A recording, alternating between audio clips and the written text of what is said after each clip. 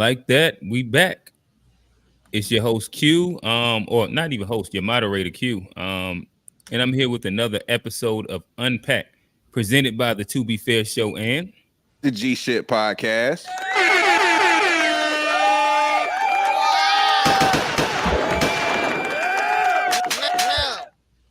All right. We back off hiatus. Took a little 2-week break. And I don't know, like everything was happening in the world. I found out Chris Brown was better than Michael Jackson. I found out well, I already knew Jordan was better than LeBron, but that's a different story. But nonetheless, it's been a lot of things happening in the news. So we'll start off with some current event topics. Cam and Nick have been making their rounds with Dr. Cheyenne. But later after that, we're going to get into the title, which is the Black Agenda. And this upcoming election season, as I said, a lot of things have been happening. You had the DNC that recently happened. So we'll probably breeze over that a little bit as well as we kind of talk about what the Black Agenda for this upcoming election should look like. But before going any further, I love the panel that we have here, and I'm sure we'll have some join us as we continue the show. Introduce yourselves. Talk to us. What's good, everybody? It's G, host of the G Shit Podcast. You can check that out wherever you get your podcasts at GSHPOD, where we focus on family, friends, finances, freedom, and our future, and fuck everything else. Hi. FBA Trey, talk to him. What's your up, mama y'all? house? Oh, shout out. No, this is my crib, my loft.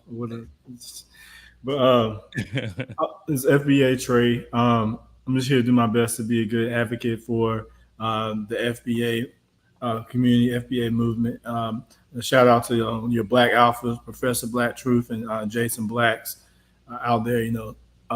Doing articulating the movement way better than I do. So I hope everybody can check them out. Got it. All right. So no further ado, we're gonna hop into the hot topic of this early part of the week. I'll share the screen and we can kind of react a little bit to some of the commentary. I'm sure that y'all been on y'all socials and y'all seen a little bit of it. It's maybe 2 to 3 different commentary.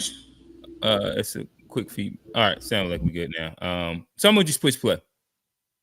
That they're looking at and thinking is not high function. Just my life. My bad. I understand. A lot of people see my situation and not think that I'm not high function. What situation? See my situation. That's a very vague question, and it's for you. What situation are you referring to that they're looking at and thinking is not high function? Just my life. Your life entirely, or your life in relationships? My life. See, don't deflect. Let's stay here. Your life entirely, or your life in relationships? Both, really. And they think that you're low functioning. No, I don't. You just said people see your life and think you're not high functioning. The opposite of that would be low functioning. No. Okay, so here you go. You're trying to take my intentions away from this. Can I correct it? Yeah, go ahead. Or can I give you more? Yeah, some more information. Heck yeah. So, I'm not married, right? I have beautiful children. How many? 8. I thought I didn't do my research. I thought it was 4, but 8. Okay. No, baby. Cool. It's by how 8. many women? 3. And this is the kicker. I want more.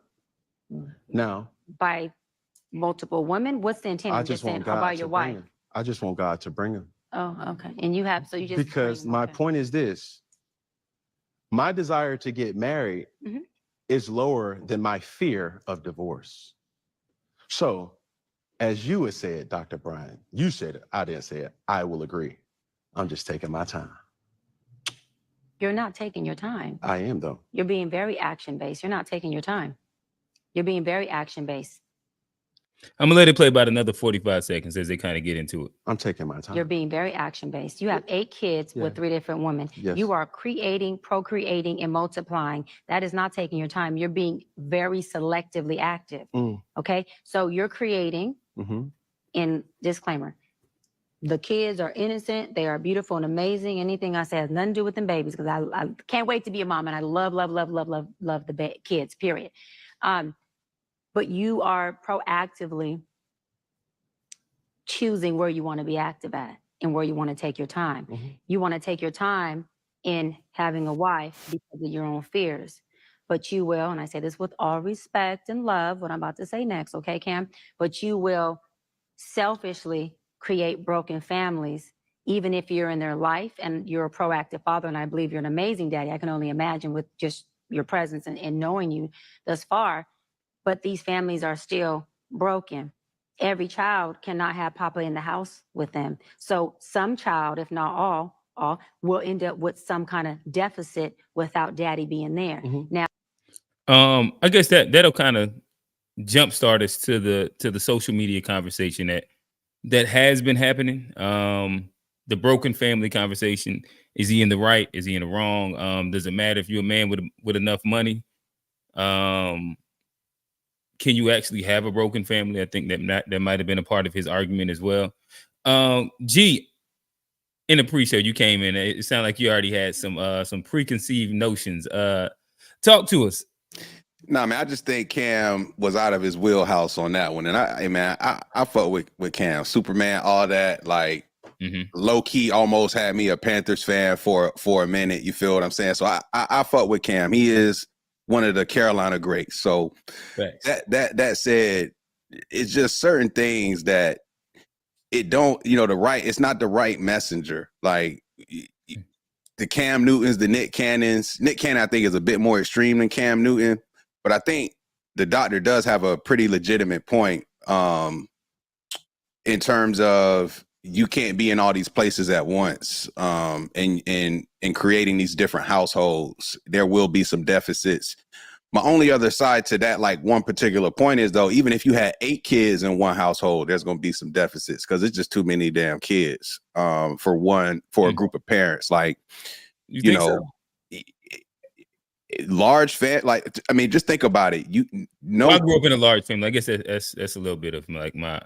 It's 6 of us. So it's 6 kids. Nobody got equal treatment from like parents. You just can't break that up 100% by 6. Everybody.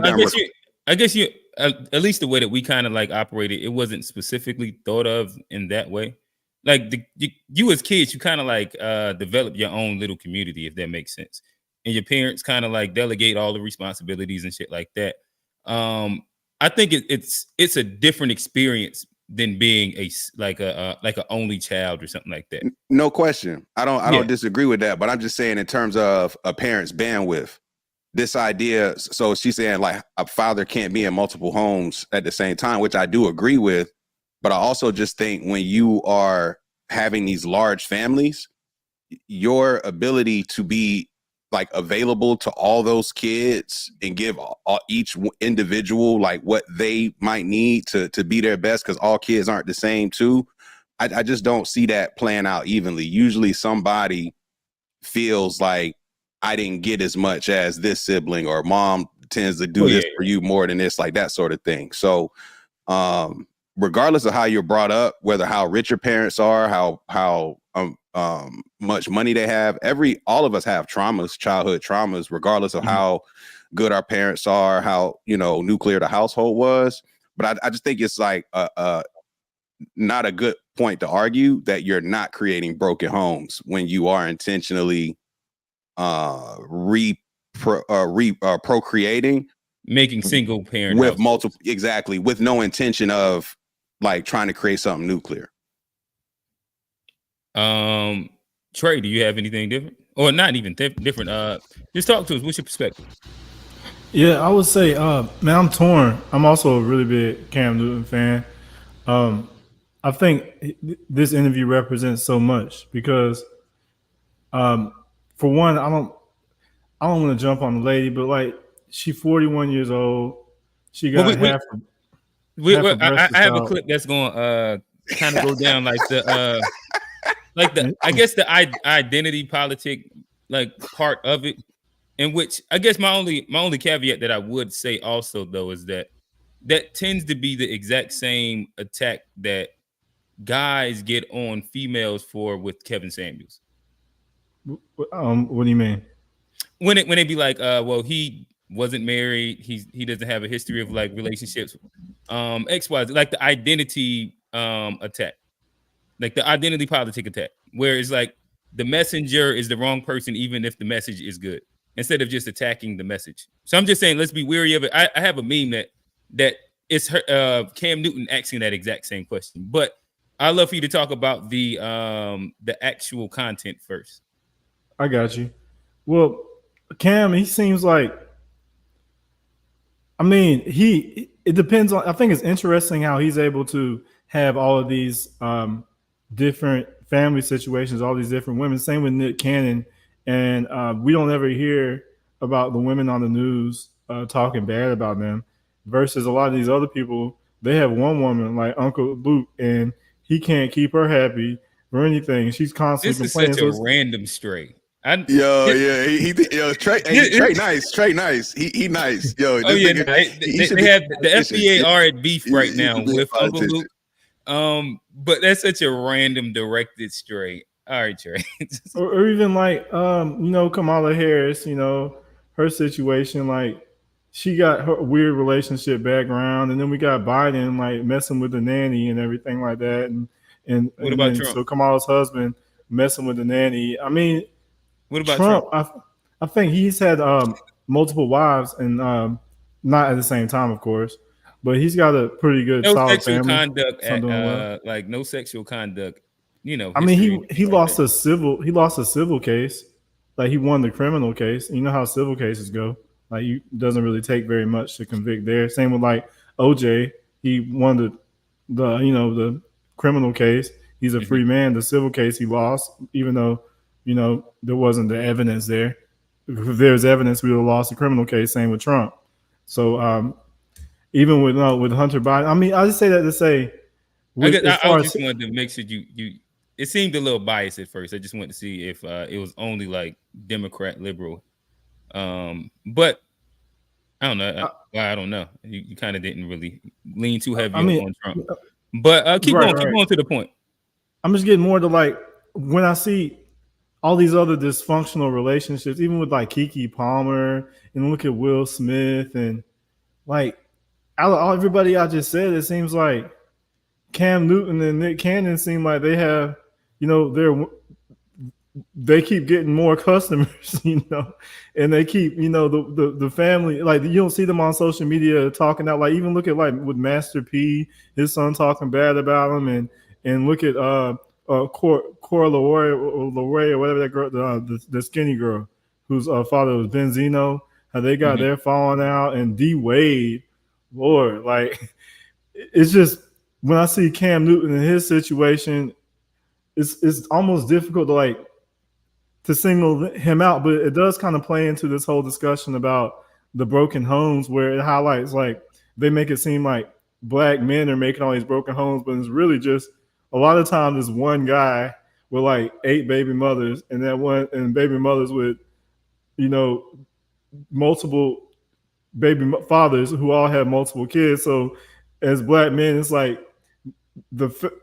we get the blame for a lot of this activity that is really just a small percentage of us doing this, and we can't stop women from picking Cam Newton. So this is just a great example of that.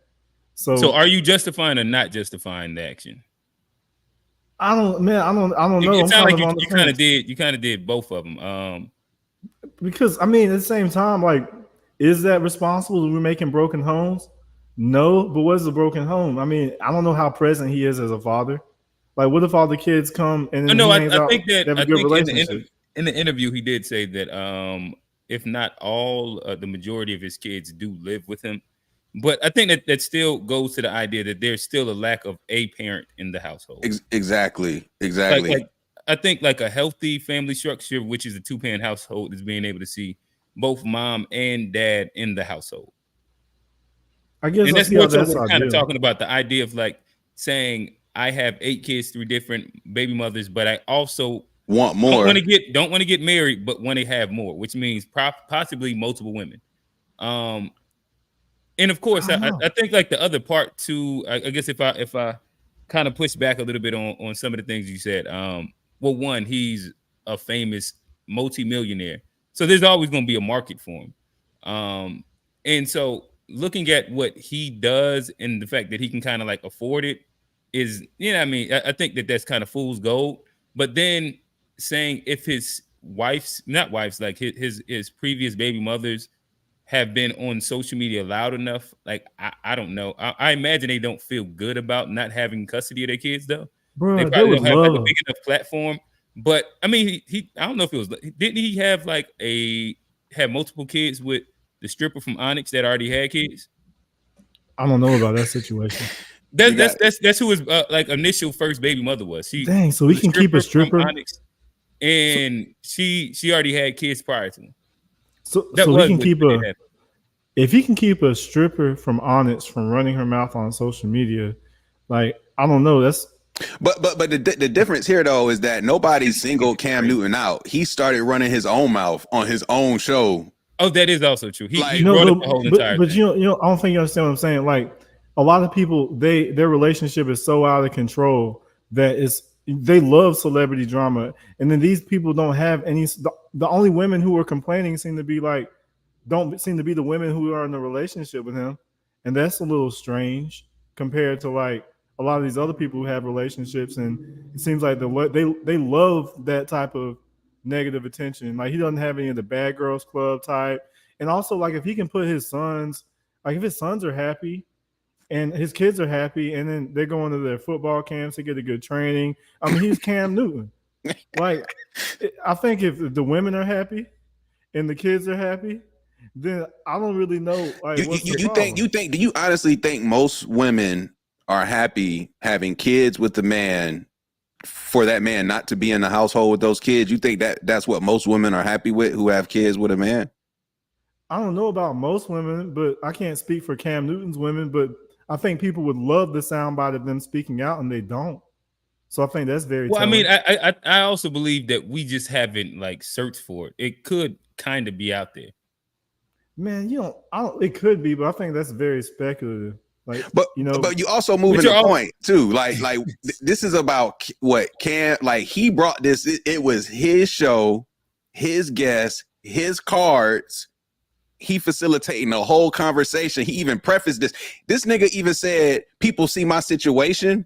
And then when she replied and said, "Your situation," he was like, "Hold on, now don't be talking about situation. That's too violent." This is what I mean. It's like sometimes niggas gotta be quiet, bro. Like he did not represent himself that well. Like it's like he brought up his situation. She asked him about his situation. He was like, "What you mean my situation?" Nigga got super defensive off of his own words, bro. Like so that's all I'm saying. Like he kind of didn't do himself a favor, like regardless of the other women, bro, like just on his self, Cam Newton, he didn't represent it. If there is like a better way to do it, he executed at a D-.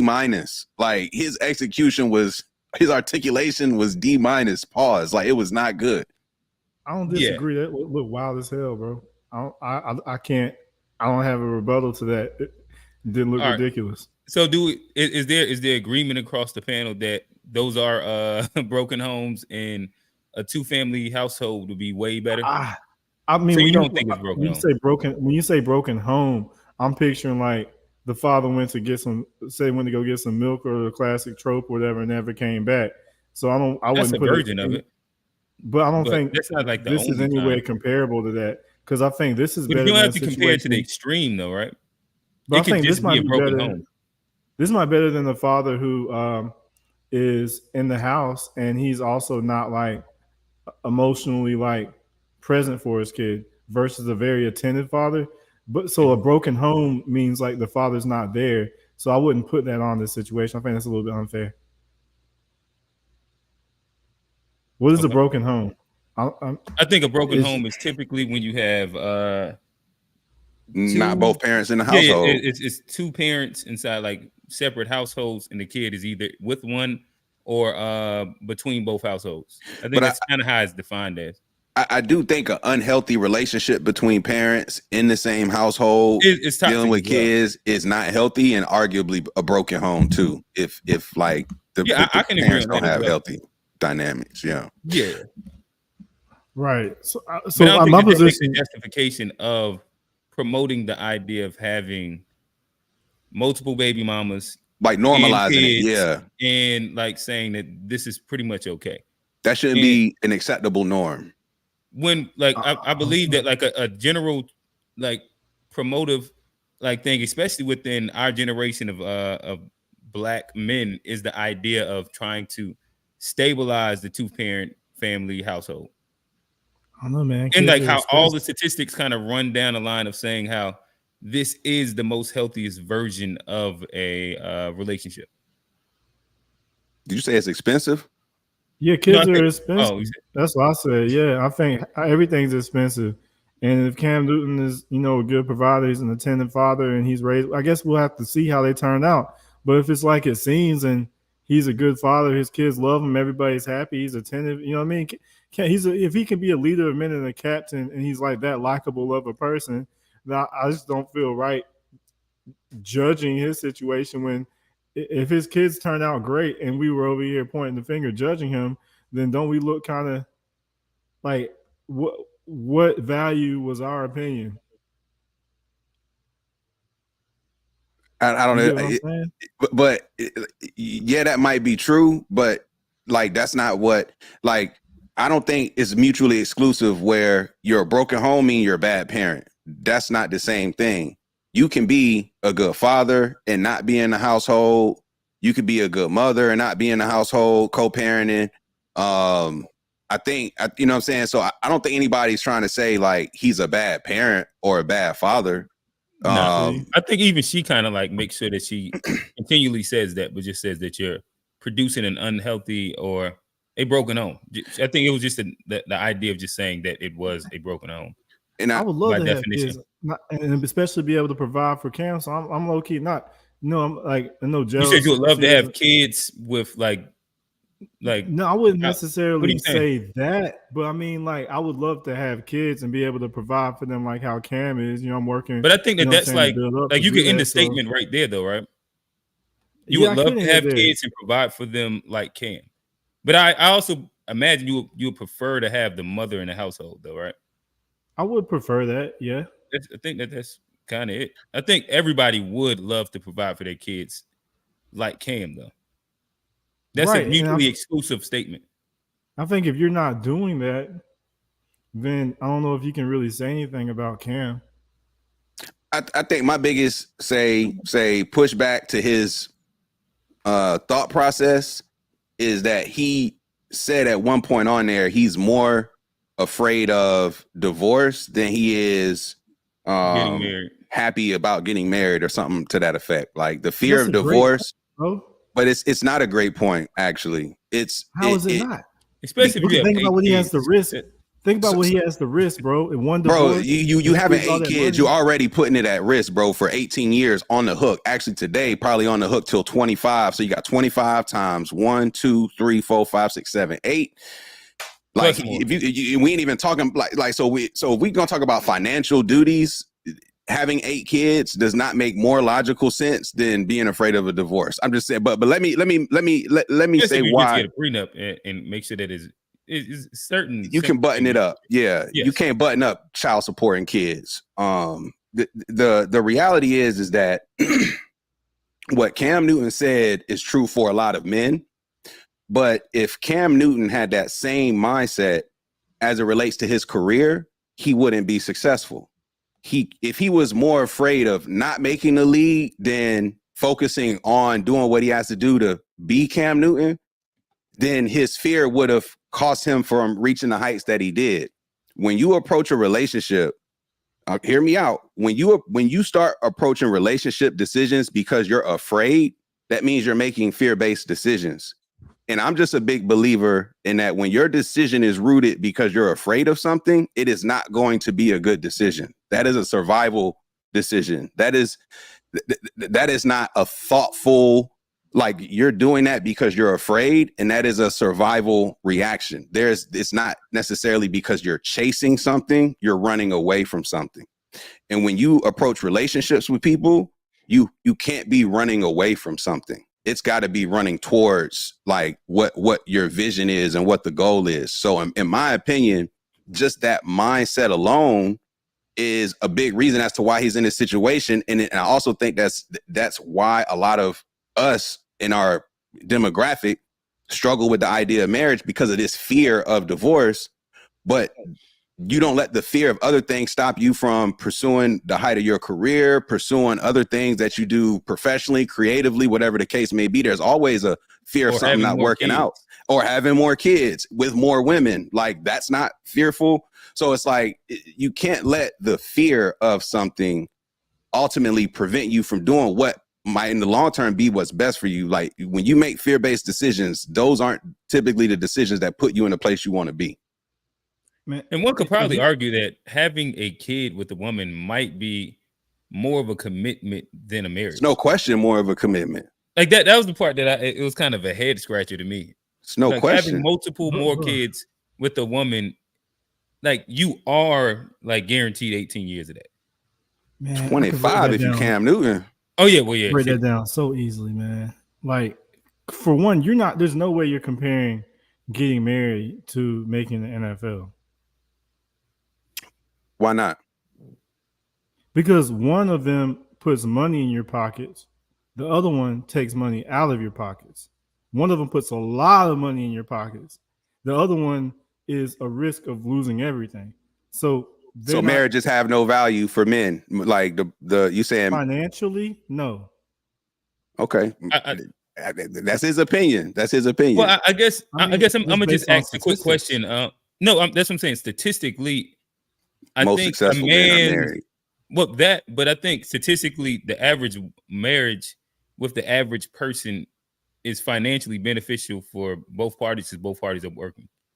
So a man is almost doubling his income. Like, if you just go off like raw numbers of what is what, or the household income, depending on if you're black or white, pretty much doubles. I think the men end up spending a lot more in the relationship. Typically, I know there are plenty of exceptions. There's always going to be exceptions, but typically when you see marriages, it's the man who is keeping like his, because as a man, if you're married, you want to make sure that your wife has like all the nicest things you can provide for her. You want to make sure you can take her all the places. You want to make sure that nah. I don't know what you're talking about. But G, maybe you like, I don't know these relationships. All the relationships that I know don't be like. But G, you've been married for like some years. Is that like what you see within your marriage? Like providing for your wife and keep providing. Sometimes when I like this idea of providing, like, don't mean she get what she want like all the time, right? But you do probably have some value, and like you want, if you know what I'm saying, you want your girl to look nice. You want if she don't have it, I think it's a reflection on the man. If your wife is out there looking bummy. I don't disagree with that. I agree with that too. But I just don't look at my duty as a husband to like make sure she got clothes. I just don't. Well, but usually like the average marriage, both are working, so she can probably buy her own clothes also. But it's not the duty of the man to buy her clothes. But women are hypergamous though, by nature. You typically see women marrying men who are bringing more financially to the table than men. Like, typically that's how it goes, bro. Like, that's a statistic. Like, most women are not marrying men. That's like one of those red pill points that falls flat as soon as you leave out of famous people. What do they call it? That's kind of what they call it. I don't believe in the red pill. It's like they call it the manosphere. I agree with more the winosphere. But at the same time, there are some points, and I think when we kind of gaslight men to try to tell them it isn't what it is, that kind of pushes men to like, marriage rates are lower than they ever have been. And I think that is a consequence of the feminist movement, free sets. It's a consequence of. But let's talk about the group of people that are getting married, right? It's getting smaller and smaller. Oh, for sure. And that's my point. And my point is why is it getting smaller? That wasn't the original point that you had just made. You was talking about hypergamy. And that's part of it. Why it's getting smaller? Because I'm only trying to like talk to one point. I got you. Kind of like going down like a line of like a full train of thought. But yeah, again, when we go away from talking about rich and famous people and talk about what average people are doing, like if hypergamous is making $5,000 more, then maybe women are hypergamous. But like, there's no like a big jump on the average marriage of the average people in general. And So inside the average marriage, again, like statistically, and that's why I said, like, you have to pull the hard data when you talk about what famous people do and what rich people do and what average actual people, and then especially average black people do. There's not like this epidemic of hypergamous women that are married in the middle class and under black. Like community. they're making 200,000 marrying somebody making 30. Yeah, like these aren't like where are these examples at? You can find a bunch of married people that are average earners, and both people are working in their respective fields. Sometimes the woman makes more, sometimes the guy makes more. To be honest, more marriages than not that I know of, the women kind of make more. If it's by the margins or not. There's a few guys that make more, but like a lot of the marriages that I've seen more recently is that version of it. I don't know a single marriage like that, and I know a lot of marriages. I can't tell you one where the woman out earns the man. Do you know any of them where it's hypergamous, like more than like 5,000? You know, well, first off, we're talking about Cam Newton, so that is definitely hypergamous. No, I mean, just like that wasn't the point that you had just made. You was talking about like hypergamous marriages today, and that's like the main thing. And like that was the thing. We had moved off of Cam Newton. I just want to stay to that point really quick. Okay, if we're not talking about Cam Newton, we're talking about average. Well, for me in my situation, I mean, it would be I'm in tech, you know, make pretty good engineer money. Mm-hmm. There aren't a lot of women. It's mostly dominated by men and women. I mean, excuse me, it's mostly dominated by men. So I don't think I've ever dated a girl who like has made anywhere. I mean, I don't want to like, I'm not the richest person in the world. I know there are people that make a lot more money than me, but I mean, the average household income, the average income is what, like in the 50s and 60s? Yeah. I think it's 45 and 50. You said household income for like household first, is I corrected myself. I meant to say the average income for like a man and or a female. It's like 45 and 50. Black. Okay, so I guess most of the people I'm talking about who are married are like engineers, or they have so you're talking about like degrees. the people that you are around. Yeah, and that's why, I mean, I'm not nowhere near like Cam Newton, but in that realm, and men who are constantly trying to like double their income and then just move up and get more money, they don't look at marriage the same way we're saying like making $5,000 less than us, because I think only a very small percentage of women make that much money, and the men also they're not really getting married because they want a woman to make a certain amount of money. I guess if we just like pause right there, what percentage of men in general, like, so you're probably let's speak at like the $100,000 range, right? And that's like inside today's time, that's not even that much money. But what percentage of men alone just make that? Like, that's a low percentage of men. Same way it's a low percentage of women. It's a low percentage of men that make over 100,000.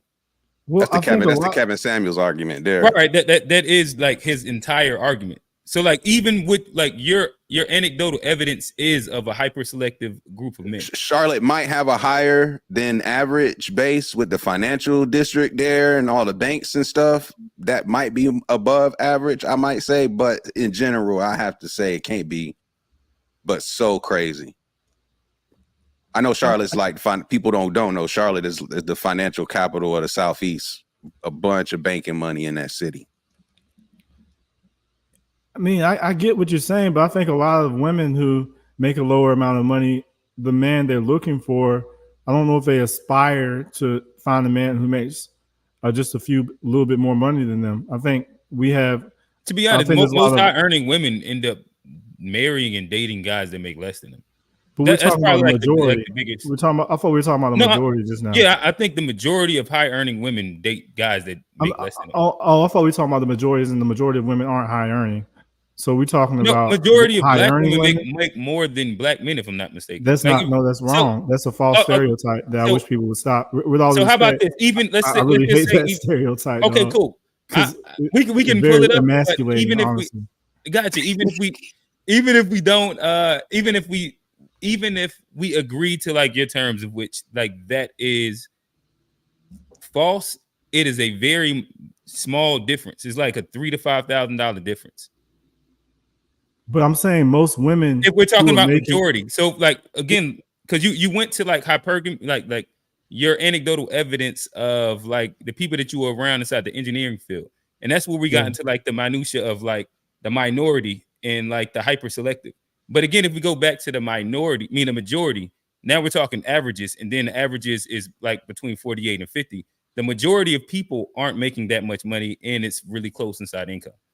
So whether it's hypergamous by like $2,000 to $5,000 maybe. So you're right now you're talking about the average earners, right? The average earner. I don't think most of them aspire to have a man who makes just a little bit more money than they do. I don't think they like. I think they're told to, or they talk about, you know, six figure, and you know what I'm saying, like how they talk about that. That's kind of the average woman wants the quote unquote high earning man that doesn't really like want the high value, right. but the average guy also wants something that he realistically can't get usually also aesthetically. But if right, but what I'm saying is that when you go with who's actually like the data and who's actually getting married, it's not like these what people say that they want. Everybody's settling. Depending on what you want, what you feel like you're settling on, but in reality, everybody's settling. Yeah, and I don't think if like the people that are getting married aren't like, she's not getting the guy that's making this crazy amount. Typically, is the guy that's making a little less, and he's not getting this Hottentot built female that is fit, friendly, submissive, and all the other F's that Kevin Samuel had. Then, like, do you understand what I'm saying? But all that stuff you just said is free, being fit, friendly, and feminine. So I don't think the man's really asking too much. But I'm saying the man's not really asking too much for that. Right, but I'm saying that's why a lot of people aren't getting married, because if women aspire to get the high earners, and then men, all they want is a woman who's fit, friendly, and feminine, they can't even get that, then why would anybody get married? Okay. And then especially when we go all the way back to Cam Newton, who's putting so much at risk, because any woman that gets with him would be like ultra hypergamous, and he's going to be.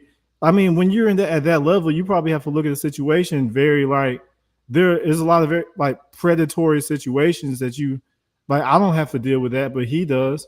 So I think if we don't, it was like really gaslighting to act like we don't understand why he's so precautious. You know, he would be foolish not to be. I think Cam's issue is that he's not precautious. Exactly. It's not like the interview. Marriage. We're talking about marriage, though, because I think kids are Cam more Newton rewarding said than marriage. Honestly, Cam Newton. Well, let me finish this. I'll say the point. Cam Newton inside this interview said that with his money, he can make any woman the woman that he wants her to be. That in itself says that like he's willing to just grab any female, i.e. a stripper, and make her your baby mama, and then it don't work out because she probably was playing the long game of like financial stability, but he felt that he can dress her up and make that stripper I don't know, housewife maybe. And like, yeah, that's what I'm saying. As G said, Cam Newton's probably not your best friend in this argument. Like he can't say that. Yeah, I can't. If I was his lawyer, I'd like, be yo, like, gosh. Like he canceled out everything he said to me once he said he was more afraid of divorce. Like that answers the question right there. Like this idea of divorce in his head, and apparently in Trey's as well, is more detrimental to his income and well-being than having multiple children with multiple women. Mm-hmm. I don't agree with that. But I think children, like, you know how much niggas paying child support every month, bro?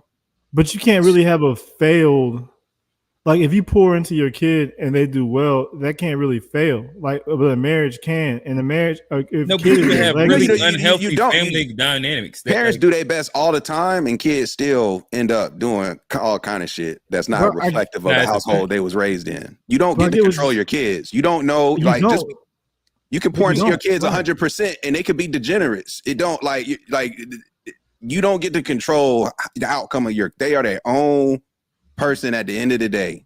Like, they either gonna use the resources you provided, or they're gonna misuse the resources. But it's like, you know, like parents. I'm not gonna say parents are no questionably important, but like this idea that the parent is the thing raising the kid, it's like it's the school, it's the neighborhood, it's the environment, it's the friends. Like, your kids are going to be raised mostly outside of your household, no matter how great of a parent you are. Would you disagree with that?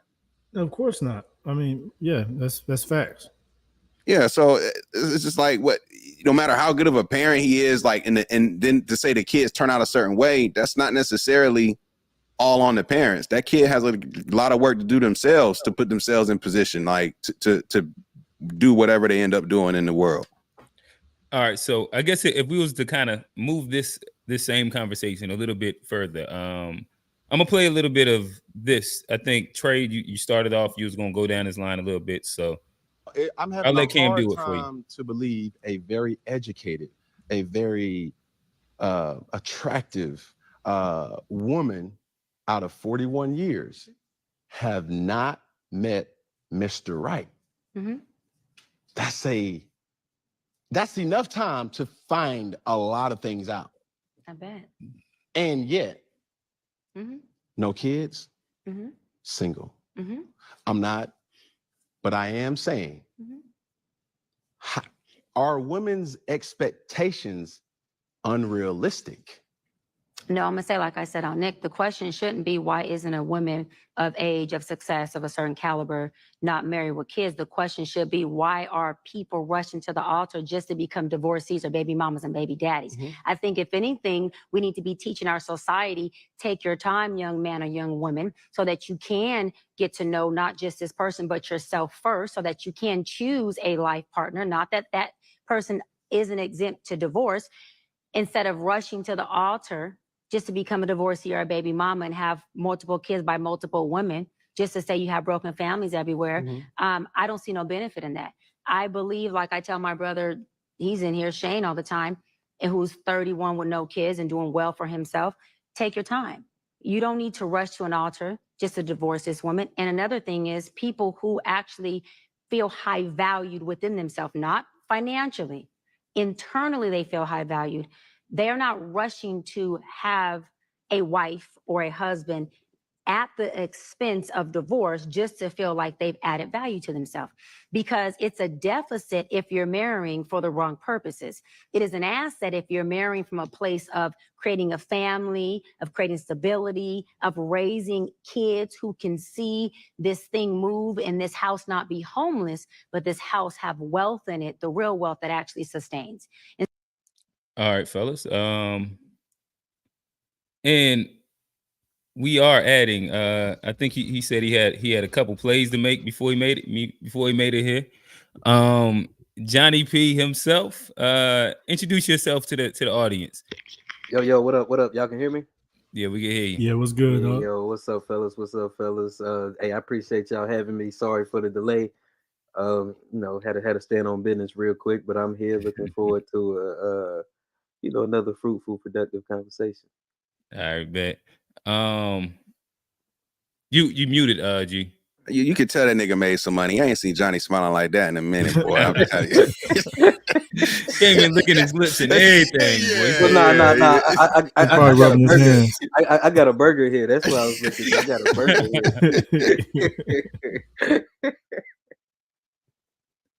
But yeah, fellas, react. I guess Trey, we'll let you start this one off. I think that was a lens that you was trying to go down at the beginning.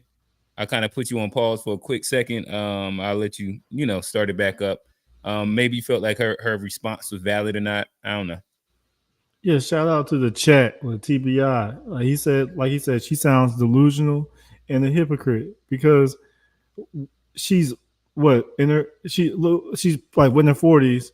She out there she's 41 with her breasts out. She talking about all her past relationships, and she's a relationship coach. It's like I don't think she's a relationship coach. She's not a relationship coach. I don't think she's a relationship coach. Okay. I think that was like a headline. Like, yeah, Cam was trying to step back after like getting killed through the she's internet. a psychologist, apparently. Like I think she's a therapist or psychologist. She's in that realm. She's not a relationship coach. Like yeah. I just don't see how it's like the blind leading the blind. Like, what is so what was it that you thought that she just said that wasn't fruitful? I mean, her position on, I don't know, it seemed like it's just a lot of babble, bro. It's hard to really even start. Like, she was talking about people getting married for the right reasons. What are the right reasons to her? She listed it. She said to start a family and build wealth. I think she was saying like a lot. In essence, to start a family, have kids, and have them grow up inside a 2-parent household. That was what she ended off with just then. I see, have them grow up in a 2-parent household. I get that, and I think that if we were living by older standards, where I think that would be, especially we're talking about for Cam Newton. So for him, well, I don't think that she was talking that he asked. She was talking to him. So well, no, he asked her about like how can you give, and she was giving like her truth, I guess. Oh, so this isn't like in the context of what Cam Newton should do. Yeah, this was Cam saying like, how are you single? Basically, like you haven't found a man worth marrying to this point. Like you 41, attractive, educated, etc., etc. In all your times, you haven't found a Mr. Right. He finds that hard to believe, which I can somewhat agree with Cam Newton on to that overall point. Like she's probably overlooked some marriage material, no question. I think she's hell. Yeah, that's a whole other. But yeah, she said she was engaged multiple times. She said multiple times. Called off multiple engagements and multiple weddings. So like she got hella red flags. I ain't even gonna. Like, I think Cam just did a bad job of pressing the part that needed to be pressed. It was a piece that could have been pressed for sure. Yeah. Like I don't disagree with y'all's takes on this situation. I don't really know. But I also didn't disagree with what she had said right there, though. I think waiting instead of getting inside like unhealthy relationships that lead into divorce. I'd probably prefer that'd be the advice that I'd give to my younger brother or sister. Don't rush. Make sure that you're, you know what I mean? Like, and don't put the cart before the horse. Right. Like, basically, like if you don't see yourself doing the long-term marriage thing, then reconsider creating broken homes is basically what she's saying. But she already kind of rushed into it because she's been in a bunch of relationships. And I don't know if I would want to date a person who's been in a bunch of relationships and carries that baggage into the next one. So what does she mean? Wait, I think waiting would have been to wait before like being like having the relationship really at all. Like you can't just try a bunch of men and then find the one you want to settle down with. I don't think any man's like really rushing to be like the next in line after a bunch of other men and have to deal with like constantly be compared to the former relationships and having to deal with trauma from the previous relationship or anything like that. But I guess wouldn't you prefer her to have been inside like multiple long-term relationships in comparison to like been fucking around for an extended period of time? Yes, maybe if I think I'd have to be older than her for that because I wouldn't be interested in dating a girl that's, especially one that's older than me that's had a bunch of long-term relationships. But if it was a girl that was younger than me that's had a few a couple long-term relationships or maybe one long-term relationship, that would be preferable over a person that's been like with, in and out, not in a bunch of relationships, just messing around, everything like that by far. Mm-hmm. I agree with that. But I do think that the wear and tear is something that you would want to keep in mind when you want to, build a life with someone.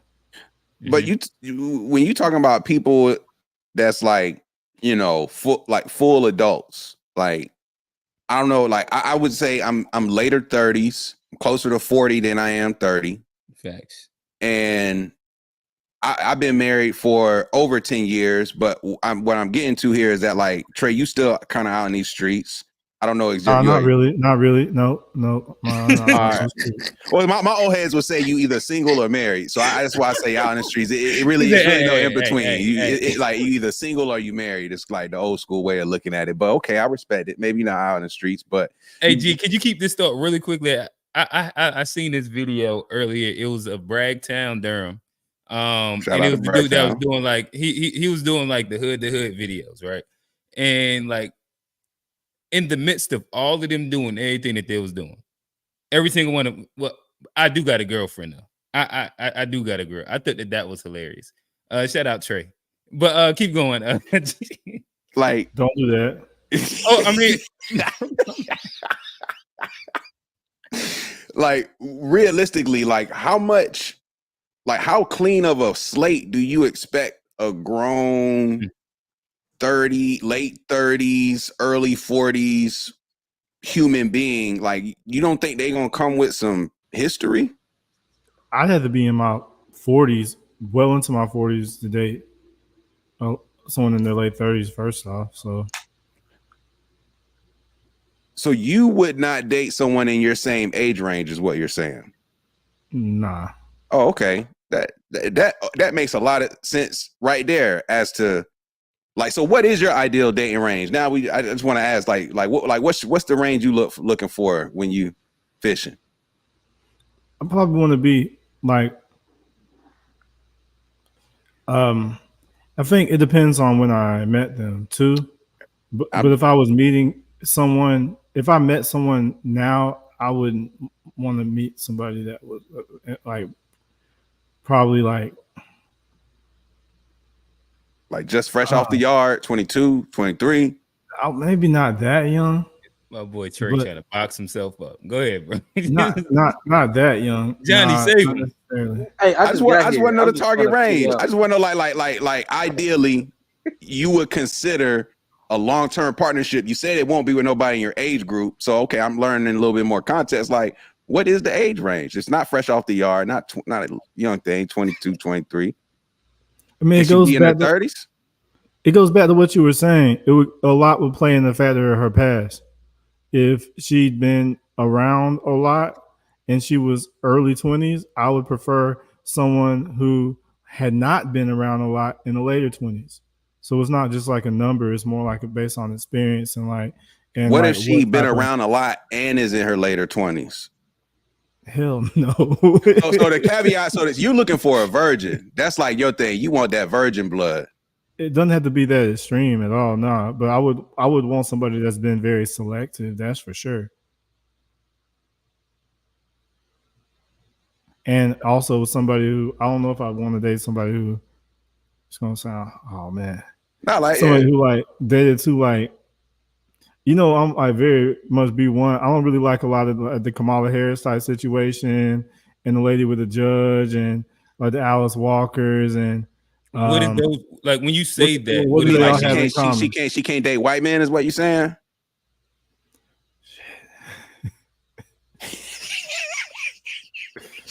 I'm just saying, like, but it is okay if like she dates you and you have dated, or I don't know if you've ever dated, but like have. Never mind. I'm gonna move away. Yeah, because I think it's different for men because yeah. Because go ahead, Johnny. Like, back him up, Johnny. Let me hear this. No, I'm just saying. hey, audience, we are going to get to the actual title topic.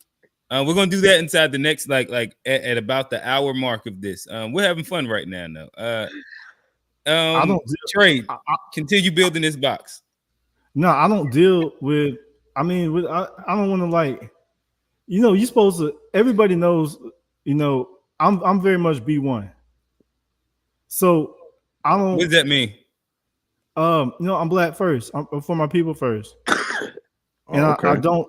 I think there's a lot of history behind, kind of like an infiltration by like, you know, like dominant society to where I don't think anybody would take me seriously as a proponent of black people if I, go home and I'm dating the dominant society. I think that would kind of destroy a lot of my credibility.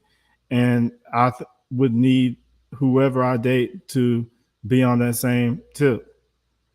Okay. Well, because how do I look if she's got like a taste for that, and I'm over here, super pro black? Then I think that's like, you get backdoored in that situation. I'm trying to be as politically,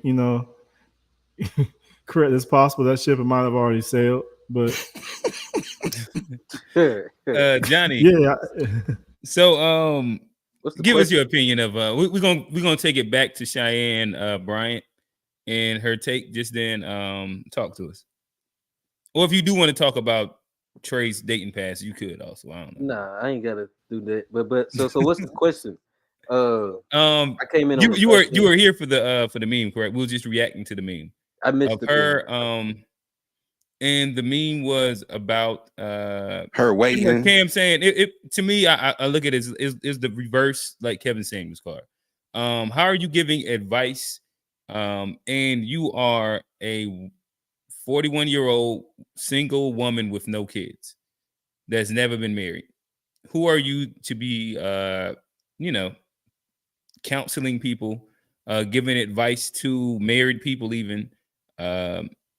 And she said that I think the question is inside reverse, in which it should be the idea that I took my time and made sure that I didn't rush into a unhealthy relationship, rush into a marriage that led to a divorce, XYZ.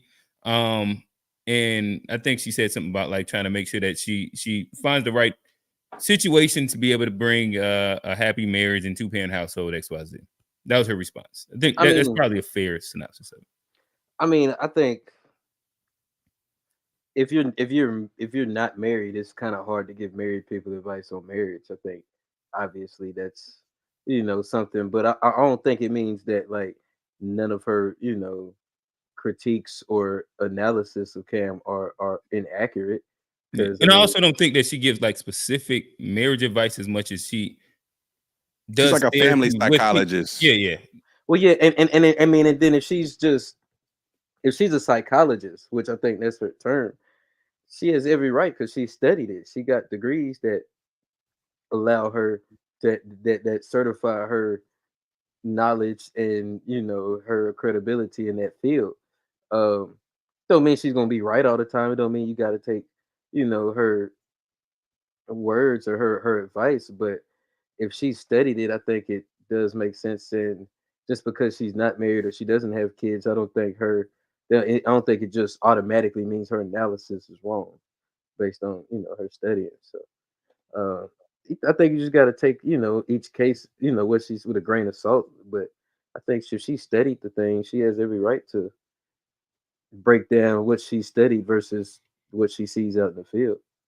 Gotcha. And we'll end off the conversation. The other thing that had been going viral as well was the resurfacing of her the Nick Cannon interview.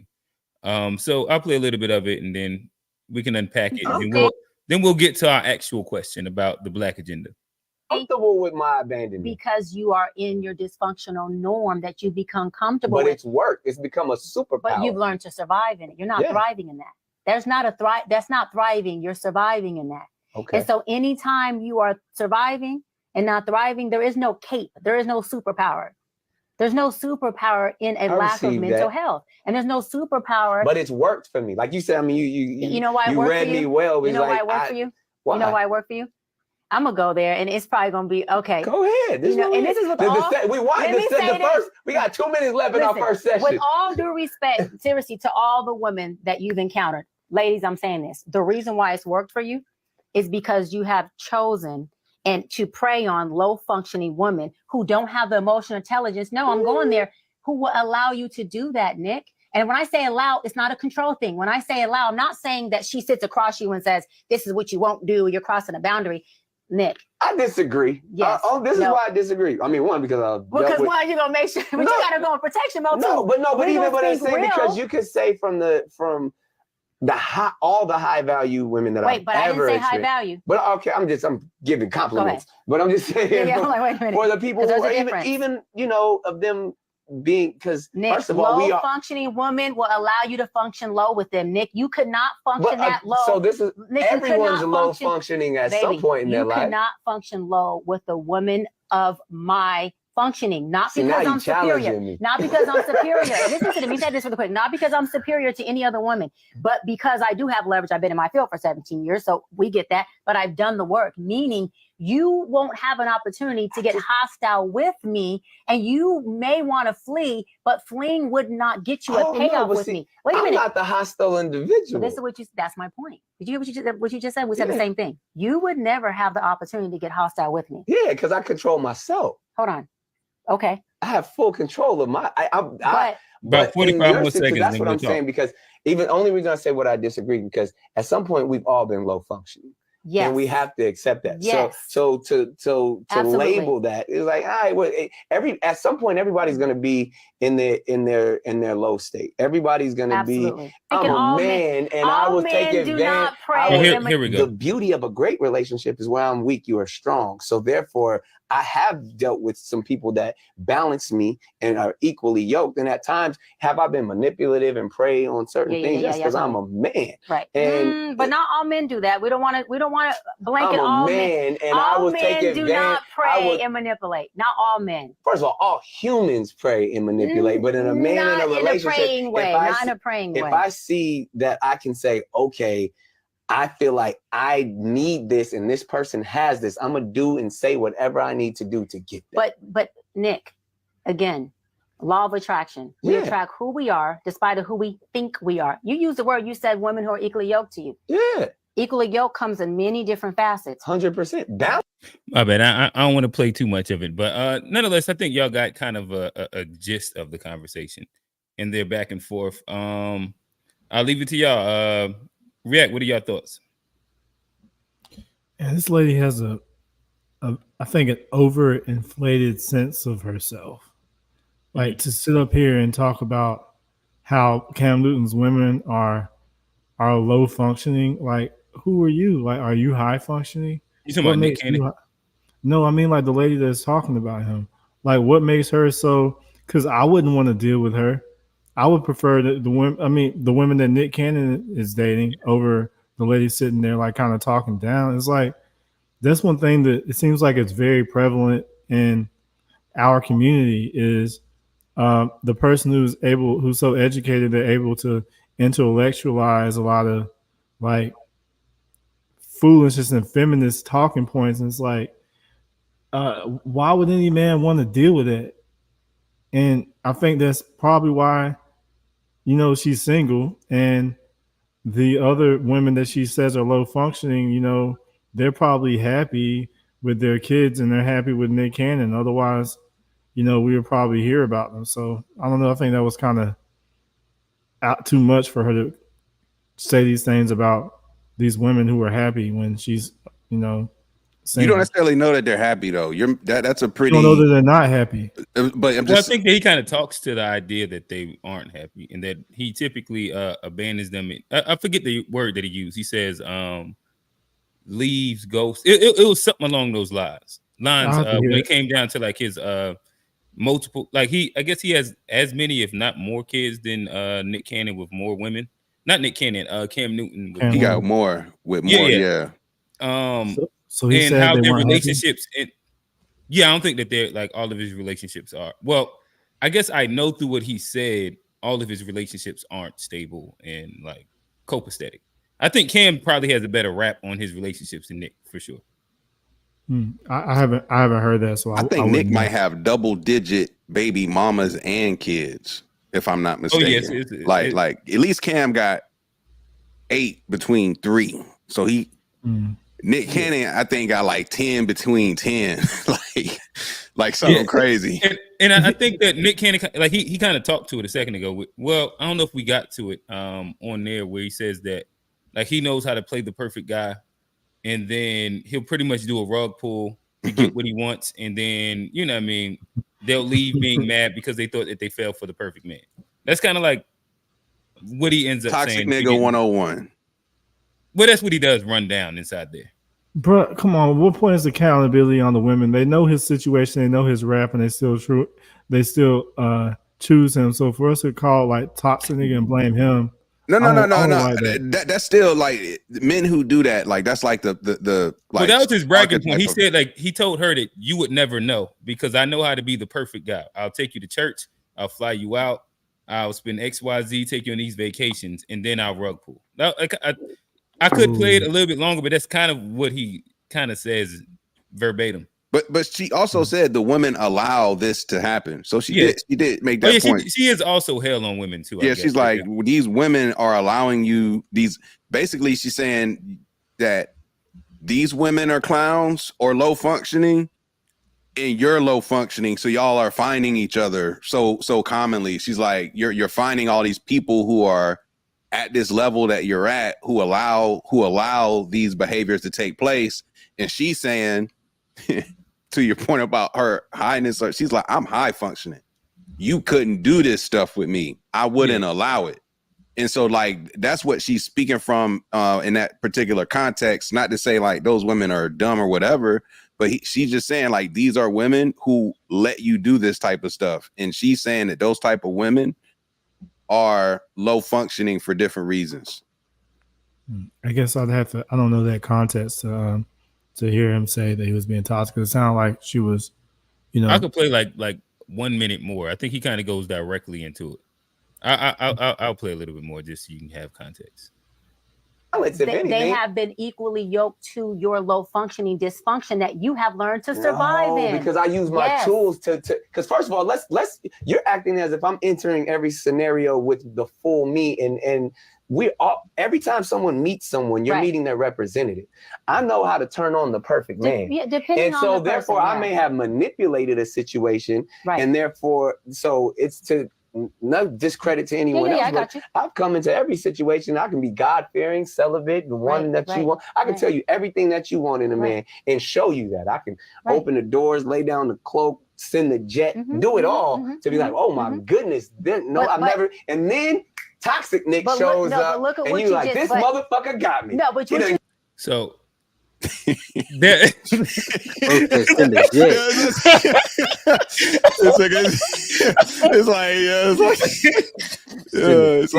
Toxic Nigga 101, bro. It's like that's the playbook. I don't even know. That was cold. And Shorty better go for it. And again, I didn't misrepresent what he said. That was exactly what he said. Yeah, that was cold. So it's like when niggas on their own and like Trey, this is an example of two black men on their own platform doing this to themselves with the same woman, bro. Like they are doing this to themselves. That is probably the worst part about it. And watch how when they're on still their alive, platforms, and there's still going to be a line to deal with them, bro. So that's even more to the point of like. But that's anybody with that's the same difference with a really, really beautiful woman. And you might not want to fuck with old girl, but there's a lot of niggas trying to get at her, no question. Like what's her name? Lori Harvey. As much as she been ran through the industry, like she don't have trouble finding. The same way a dude with enough dollars is never gonna have a problem. Come on now. Neither one of them on that show is lacking options. But Johnny, talk to us. We don't know what your perspective is so far. Hop in. You finished your burger. I see you had like a nice little Mountain Dew. That was sun drop. Sun drop. Clean the crumbs off the side and talk to us. We good, man. No, I had a long day at work, but I mean, I think what she's saying, I kind of feel what both of these, like, what both of them are saying. Like, I think. Oh, you is toxic, Johnny. I forgot about that. Talk to him. Oh, I mean, I think toxic shit is going to attract toxic shit at the end of the day. I think there's certain man or woman, but there's certain like shared traumas. I'm thinking about Kamala too much, but shared traumas and like we talk about trauma bonding and like that goes into relationships too. A lot of people, they don't want to do the healing to move into like these, productive, I'll say the word fruitful again, relationships. So they're just going to stay on that low, quote unquote, low functioning, level. And you just get a repeat of the That's why you see people with 2 or 3 baby mamas, 2 or 3 baby daddies, and you're just repeating the cycle because you're not elevating and learning and doing better. I do think she has a little bit of a self-inflated, sense, because like For sure. especially like on the level, she could probably say that to somebody who's not on, Nick Cannon level, or not a celebrity, and she'd probably be right. But like I think she's not reading the room, when it comes to talking to somebody like Nick Cannon, because he That could probably he could manipulate her. turn the sauce on her and do the same thing, and she would end up just like all those quote unquote low functioning women. And so I think there's truth to what both of them are saying. I do kind of agree with Nick though, as far as like, so if you turn that game on, it's hard, especially if you're in that position, like the top 1%, and you turn it on, who's gonna like?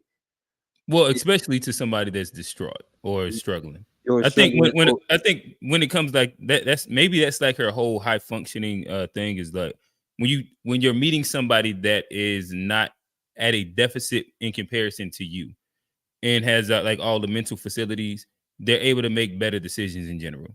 And typically somebody that's able to, see through the fog and make better decisions, they won't fall for as, as big of a game. Like, for you might example, like not fall Rihanna. for it as many times, but everybody is gonna get caught up with somebody. Like everybody's gonna like have that one. Well, look at that. Yeah, I don't think that, like, she also says that like you're born like high functioning. I think it's like something that you happen to kind of like matriculate through. I think she says like I was low functioning at a time, and like through therapy and work, blah blah blah, like all the woke shit. I became this thing through my experiences to where like I can recognize these patterns. I can see these things. I'm, stable enough inside my life, XYZ. Yeah, but I mean, like, I kind of agree with what Trey's saying. That's a dangerous road to go down. But like, I'm just like, when it comes to like that high functioning, and it comes to that, like, you can say that and you can be on that, but if you're gonna stay single and you're not gonna have anybody, it's like, is that really, like worth it? Is that really working for you? Because like, I think at some point everybody gets stupid for somebody. Everybody's gonna give like somebody the benefit of the doubt. I think that's the whole thing about like, being in relationships and stuff. Is like, nobody's gonna be perfect. Nobody's gonna check every single box. So you gotta settle for somebody at something. There's gonna always be, you're not gonna find the perfect dude or the perfect woman. So we're always gonna like settle for something at some point. And No, for sure. But I imagine that you agree that as you get older, you get better at vetting and being able to recognize red flags. yes, but I also know that and I ain't even gonna put no gender on it, but I also know, yes, you get better, but also there comes a point where you get desperate too. A lot of people end up desperate at a certain age too. Well, yeah, if you are desperate, then desperation all that vetting, and I've been taking my time, all that goes out the window once it turns from just being, high functioning to desperate. Then that's when you're gonna even make even worse decisions. Maybe I guess I don't know if like she's, and I'm not like putting on a cake for us specifically. Like I said, I think that there's a bunch of things inside her ideology that I disagree with. But I from how she unpacked it, she didn't sound desperate. It sounded like she had two men that proposed and was engaged, and she stepped away from them. I feel like she fits the archetype of what like Kevin Samuels be talking about in terms of Right, modern right. women. Yeah, I think he just hell. I think that's the biggest thing. I think she fits that archetype of a woman who has probably let Mr. Right slip through the cracks more than once. And where she's at today, she doesn't have a realistic, like how, like, this is what I'm pointing, like saying, I was talking to Trey, like, she's 41 and she says she don't want to, she's absolutely not dating a man with kids. I'm sorry. I'm like, once you hit a certain age, especially 40, and you're dating other 40-year-olds, I don't think that's a realistic expectation. Like, is it nice if they don't have kids? Like, great. But like, to walk around saying, nah, we can't do nothing because you have kids when you've gone through 40 years of life is just, I don't know who she's looking for. That's one of the clips when Nick Cannon says, like, you looking for Jesus, and he still ain't came back. Yeah. And she if- also said that she's willing to go down to like the age of 27. Which 27, is yeah, to like, get that. Like it's a bunch of crazy shit that she did check. But I agree. let me ask y'all this. Yeah. If you put crazy expectations on a relationship, like you say, I'm 40, I don't want no kids. You got to do that. Are you really looking for a relationship, or are you looking for a unicorn? It's like Right. are you really like looking to be No, in a again, I relationship? understand it. I'll also say to like she to claims her she credit, dating him. though, She claims she I'm dating about him. to say, like she's had two whatchamacallits. That just means getting taken to Pound Town. That don't mean like she. But not if they propose to her and she calls off the like the engagement. You know, she on them it's been multiple guys, and I guess recently that. All right, let's get off of this. Let's get to the actual topic at hand. We psychoanalyzing the this doctor that none of us know. Man, but real quick, man, Nick Cannon was really playing himself in Love Don't Cost a Thing, man. That's crazy. Like this so well. Oh man. All right. He a legendary sniper. So nonetheless, I think that was a very good icebreaker. We probably could clip this and post this as its own individual video of breaking down Cam Newton and Dr. Cheyenne. But saying all that to say, again, audience, like, comment, subscribe. We are streaming on the To Be Fair Show and the G-ish podcast page. Super chats are available. Super thanks are available. Hit those. We'll make sure that we read off your comments. But with no further ado, I think that is a good time to segue ourselves into our conversation for the evening. In bold letters, it says, what is the Black agenda, and should it decide your vote? I think we'll take a bit of this conversation today to talk about what is the Black agenda, or what should be the Black agenda, or should there even be a Black agenda? So I'll throw y'all this first question as we start to build to the question of the Black agenda. Should we vote for our individual interest, or the interest of the collective, or a collective in general? What do y'all think? Should you vote for your individual interest or the collective, even if it goes against what can actually be beneficial for you? Trey, we can't hear you. I know you're talking, but we can't hear you. How does voting for the collective go against what's good for you? Like, what are you without your backup, without your support? So like, if I was to give like a individual example, would be probably if you're voting against tax breaks that would benefit you, being a middle class person that could put, like, let's say $15,000 inside your pocket, but on the other end, it would help fund Title I schools, or it might give better rebates for people with kids, and like Black people with kids, XYZ.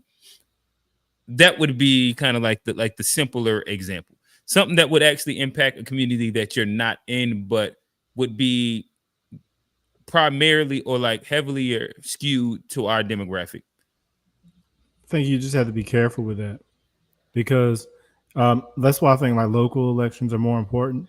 Because if you're voting for like a city council person who has that initiative, that's different than voting for someone who may be in that same party who's also like, from like the high level, they're trying to empower people from other communities. Like they want to legalize a bunch of illegals and give them the rights to vote that you had to fight for, and you voted for them too. So it depends, because that kind of sounds like the classic like the Democrat versus Republican thing.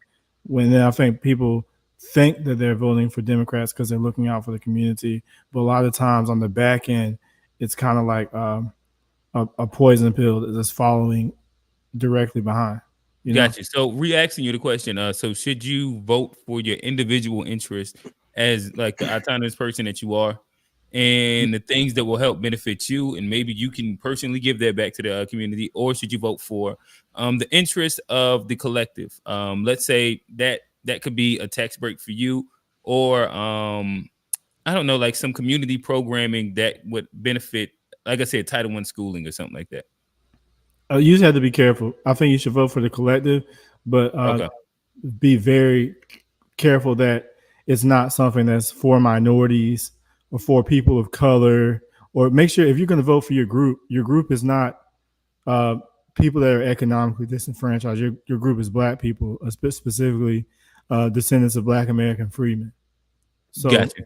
Because you could, if you vote for something for minorities, then you might be voting to hurt your community, thinking you're trying to do something good. Gotcha. Johnny, talk to us. I've been thinking about this all week. I think we talked about it. I think it depends on personally, where you're at. I think if you're past that surviving stage, I think you gotta, vote for the collective. I mean, because like I do. I think. I mean, but I think there's certain points where you have to vote. There's certain times where you have to be selfish. Like, I mean, if you ain't got food on the table, I mean, there's certain things I think you have to be selfish. But for the bigger picture, we talking about like what's better.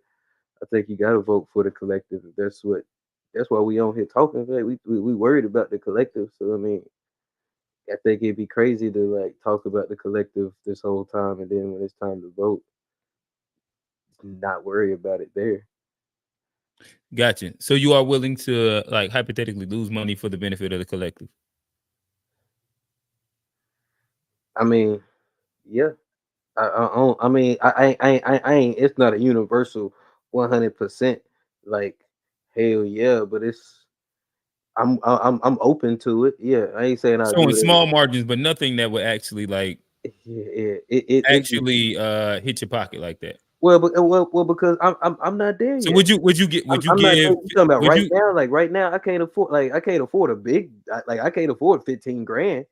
Like, so what if there's a tax break that can give you 15 grand in your pocket, or 15 grand that'll go to again a Title I school in your area? oh, I mean, I'd probably take the 15 grand because I like That'll help individually go fund, or let's say a because grant that would help I don't know, businesses inside like black owned areas or black I mean, black community.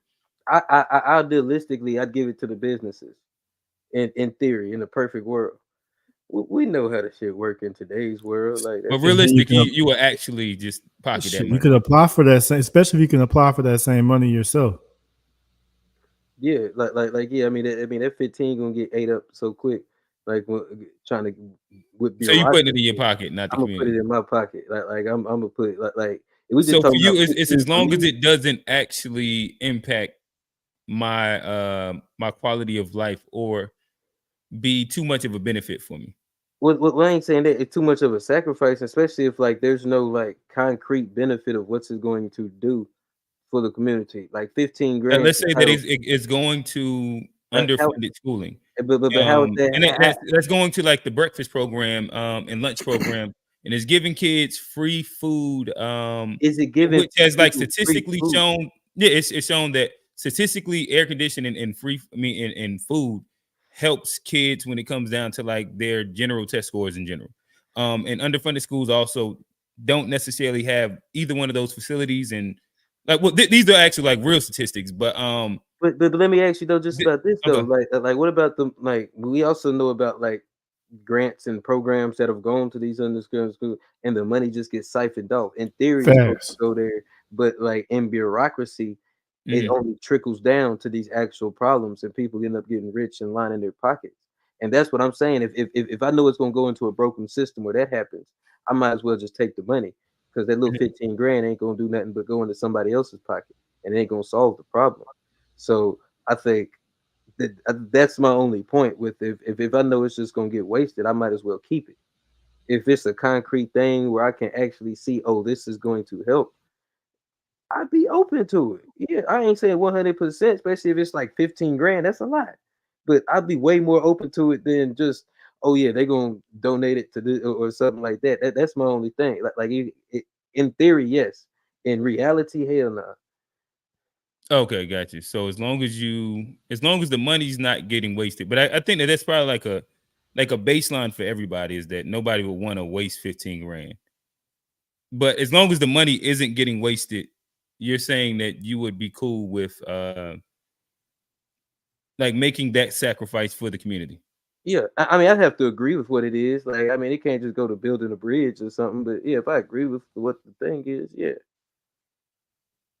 Okay. G, thoughts? I kind of lean towards what Johnny was saying. Like, I say, like, it, like, for example, like, you know, so if there was something on the docket to give just free lunch to all public school students, I would check the box on that all day. If there was a bill to say like public transportation should be free to all residents, I would check a box like that all day, right? Free Healthcare, things of that nature. But but to the other point, it's like if you look at like something came out recently about California spent 24 billion with a B in 5 years on homelessness, and it only increased by 30,000 homelessness. So they spent 24 billion on to quote unquote address a problem which was over 160,000 per homeless person, but yet they increase the amount of homelessness. So it's like this is where I tend to lean more conservative in that the government is wildly inefficient, wildly wasteful. They're not spending money on resources in a real way that leads to positive outcomes for us. So that would be my hesitancy with voting for these policies, because largely they're to claim this money out of the budget, but not to actually then take that money and drive towards the outcome. It's to take the money, write another bill, and take more money. They're not really putting any action behind what they're doing. So with that said, I feel like it is important to consider your community. But to truly do that, in my opinion, you can't just vote down one ticket. You can't just go in there and vote blue because it's blue or red because it's red. To really like do this the right way, it's going to be kind of a mix of, I might lean for these people on this side, I might lean for these people on this side. But then it's like, take me to other things, because like we talk about Kamala and Trump. When you go to Kamala's website, bro, there's not one tab that talks about policy. Not one. Not one single tab. Hey, G, can I interject really quickly? Quickly, and I want you to keep going. What's also interesting about that is if you type in Project 25, the first thing that pops up, at least when I did it, was a Kamala Harris website link that was dashed Project 25, and they had like their own version of why you shouldn't go for it. And I thought that was interesting, the fact that they had a well-written, thought-out version of why you shouldn't do Project 25. And they paid for the SEO to make sure it was number one on Google, but didn't have any policies listed on their on the website. And I re-looked at it. I did this today, just to make sure. I was like, maybe I'm tripping. And it's still no actual policy listed on their website. But G, I interrupted you. My bad. So yeah, I say that to say I'm definitely not going to vote for the interest of the collective, and you're not even letting me see the policies. Like I'm just supposed to get down because that's what we're supposed to do, but you can't even like provide the pageantry of policy. At least like tell me, at least lie to me like most politicians will. Like you not even like trying to say you're going to do X, Y, or Z as president. So like I think it's important to not put yourself over the collective. However, I don't think it makes a lot of sense to put the faith into these programs in that like these are the things that's really going to move the needle for your individual households. Can they kind of this idea of rising tide lift all boats? Like again, I think there should be no kids in school. We waste too much food for kids to be sitting there starving who don't have food at home. We waste too much resources for public transport, for somebody not to be able to get to work or get to the things they do to be productive. Like we can we can help people in some tangible ways, healthcare, etc. But like, if the money's going to be allocated for that, we need to see results at the end of the day. Like, we got to treat it like business, in my opinion. Gotcha. All right. So So I guess I was asking that question, but now it makes me kind of almost want to take a step backwards really quickly. Because that question was more so a baseline to seeing what we would be willing to sacrifice in the idea of compromising for a Black agenda. And hearing y'all unpack to a little bit. I guess a quick around the horn would be, do you see benefit in a Black agenda? Because I imagine everything that y'all just said, that same, like, it going through the process of politics would fall like victim to those exact same things. So again, just asking that really quickly, we can go with it like a quick yes or no, and then we can continue developing the conversation. G. Yep. Trey. I think you said yeah. I couldn't hear you. Okay. Johnny. Yes. Okay, so we Hell are yeah. for. Okay, so we are for the development of a Black agenda, and A platinum before- plan, if you will. No, I got you. You said a what? A platinum plan. A platinum plan, if you Platinum will. plan. Yeah. Or maybe a contract for Black people. Shout out to Ice Cube. Exactly. Shout out to Cube. But so I guess before we dive any further, because it seems like the main thing that made y'all say that y'all wouldn't be willing to sacrifice whatever for, like, quote unquote community good, is the idea of what happens when money does actually hit the system, in which even having a Black agenda would not kind of changed it. So I guess, and Johnny, I think you missed it. Maybe I didn't. So I'm gonna go to you first. So I guess I asked, how would we keep the Black agenda from being just as corrupted and the money getting lost? And as you said, you know exactly where it's going, and even if you vote on it, it gets lost in the systems and all these different things. How do we, like, at baseline, make sure that doesn't happen, even before we get into like what our Black agenda should be? Oh, well, I mean, easy. Like, If that's like your main concern. Lobbyists, like, and lobbyists have concrete points that they push, and like the people who follow the lobby, they follow the money, and they know where the agenda is. It's because that's where the money is. You can look at the APAC.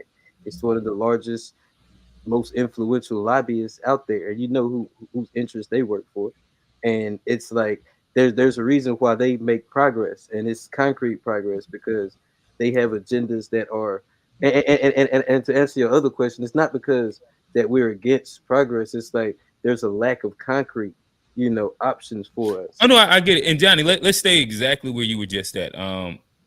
Because another, I guess, question that I did have inside like the preface before we get into the actual Black agenda would be, if we don't have like set Black lobbyists that are arguing inside the favor of Black people, when it comes down to passing legislation, and having Black PACs or super PACs that are funding these campaigns, what benefit would it be to have a Black agenda if we don't have these things in place to make sure that things get passed? And maybe that should be like the antecedent to even thinking about a Black agenda. Absolutely. Like, if we're going down like this route of a conversation. Well, I agree with that. Yeah, definitely. I mean, well, like, I don't think we can just sit on YouTube and on blog and create the Black agenda without like putting actual money behind it. I think that's the point of the lobbyists, is that's how you funnel the money, and it's like starting the snowball. Like, you have to get the momentum started. You gotta have that, like, you gotta have that force with you. That's what the lobbyist is for. It's that money. This is the capital of the world, so to say. And if you're gonna do anything to make progress, it has to start with capital. And that's what the lobbyists or that's what a lobbyist group would do, or a PAC would do. It would allow us to collectively pool our money and put it towards interests. And so are you saying we should work on, so in essence, are you saying that we need a Black lobbyist and PAC group before a Black agenda? Well, I think the lobbyists would take care of the agenda. I think. But like right now, we don't have that in place, right? Well, I mean, I So guess inside like this, I guess that's a tough one because I guess it's like the chicken or the egg. It's like which one do you need first? I mean, I think they go hand in hand, but I mean, I guess so we're talking about 2024 right now. This election is coming up in less than 90 days.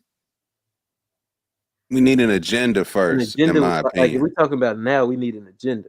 We ain't gonna have time to create the pack. We need an agenda, but we need but agendas are without funding or without any money behind it. It's just the black square on Instagram. Like it ain't really gonna do nothing. That's the only point. Like I mean like without having the money behind it. That's why Kamala got the nomination because she had the money. Nobody else could get the money. So it's like if we don't have the money, they ain't gonna. It's so then inside through your perspective, there's no purpose in the black agenda right now, then, because there's no money. I'm trying to understand your like purview. Maybe not this go round. We may need to go individual, and once we get like our infrastructure right, then we may need to focus on the collective. But like we talking about in 90 days, 70 something days. Yeah, I mean, I don't think it's enough time, and I think the Democrats did it on purpose too. I mean, with the it's kind of tough. Just wait. There you go. G, talk to us. Man, I feel like we gotta start with the agenda, even if like it's not gonna have a direct impact on this election per se, because things take time to build in terms of momentum and movements and things of that nature. And so like the later you get started, just it compounds like the likelihood of getting a result sooner. Like the later you wait, even the further out the result, because you gotta accumulate the work. And so I feel like the lobby is like, I agree with John said, like capital and everything. But the agenda first is something that we can then take and then build around a common ground. Like this is the common ground. Do you agree with this or you don't agree with this? Right? Like, and the agenda, in my opinion, it's got to be like, what's the word I'm looking for? Like nonpartisan. Like it shouldn't be Democratic based. It shouldn't be Republican based. It shouldn't be based off any party. It should be based off of like just probably like I come from the business world, so things are very like you got to boil it down, make it simple. Like these are the 3 objectives: 1, 2, and 3. Mm-hmm. And I feel like that's what the black agenda needs to start with. Just 3 clear objectives that this is what we want moving forward. And then from there, we can loop in the people who believe in this common ground, raise the money off this common belief, and build from there in terms of lobbyists, influence, things of that nature. But to me, it starts with the covenant, if you will, the Constitution, like the thing we put in writing. Like that's the thing that's gonna bind it all together. So without that, what would a lobbyist even be supporting? So I think that is the thing that has to come first before anything else. Trey. I think the agenda is in place, and we just need a critical mass to buy in, and that's my goal, to try to I spread as much as I can about the agenda that's been discussed since the last election. They're bringing this up, and I don't think we can afford to wait beyond this election. And I think the first step that we can do this election is to hold our vote until we receive something tangible for our vote. And I think if we make the mistake of voting for Kamala this time around, even though she hasn't promised anything for black people, and she said she's not going to do anything for black people. No. So damn, I meant to put that whole thing in there. If we vote for her, that will prove to them that they don't have to do anything for us. So it would be almost foolish for them to do anything for us, because it'd be a waste of energy, because they can guarantee our vote regardless. And if they have their way and they're able to give amnesty to the 40 million or so people who are undocumented here, then our vote would be, we'll be rendered useless at that point. So my goal is I'm real happy like talking to you guys, because I think we're in a growing minority of people who are not just committed to the Democratic Party. I was with some people last week and they're looking at the Democratic National Convention. It was like plantation jubilee, man. It was like they were just so excited to see like a black woman up there, and it not promising anything, not saying she'll do anything for us. They're just happy to see her, happy for the symbolism,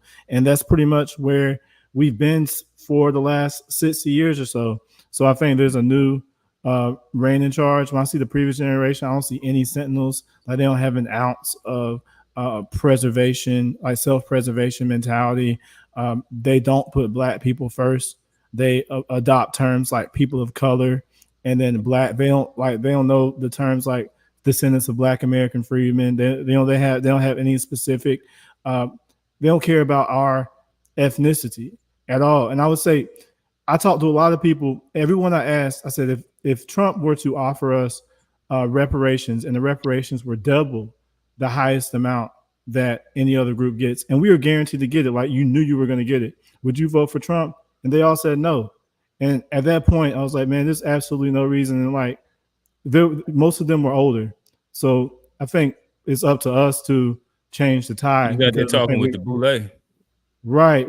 We trained them. We trained the Democrats. Right.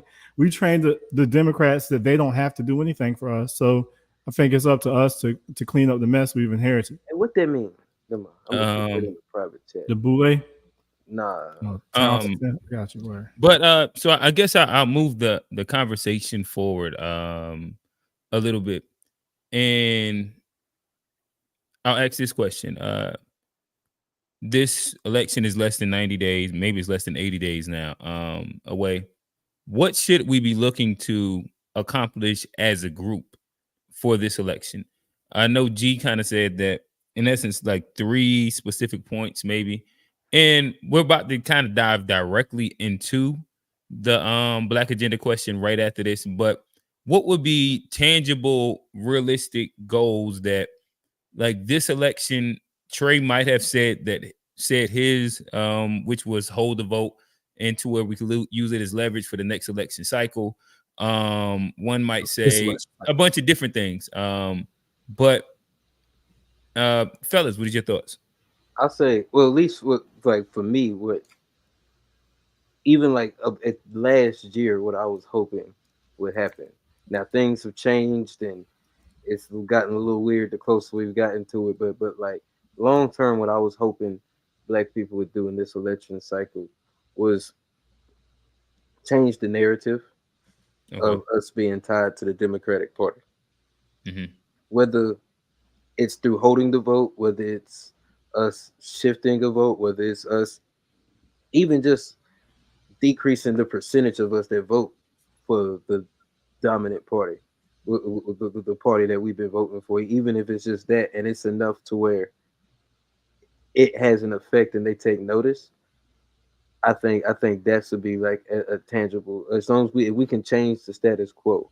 I don't know what could happen. I don't know what did that look like. I don't know if that's us not voting. I don't know if it's us voting for red, in the green. I don't know what it is. But if we can change the status quo to where the Democrats feel the pressure, and it's in the midterms coming up, and then the next election, I think it wasn't successful. We did what we wanted to do during this election. Gotcha. G.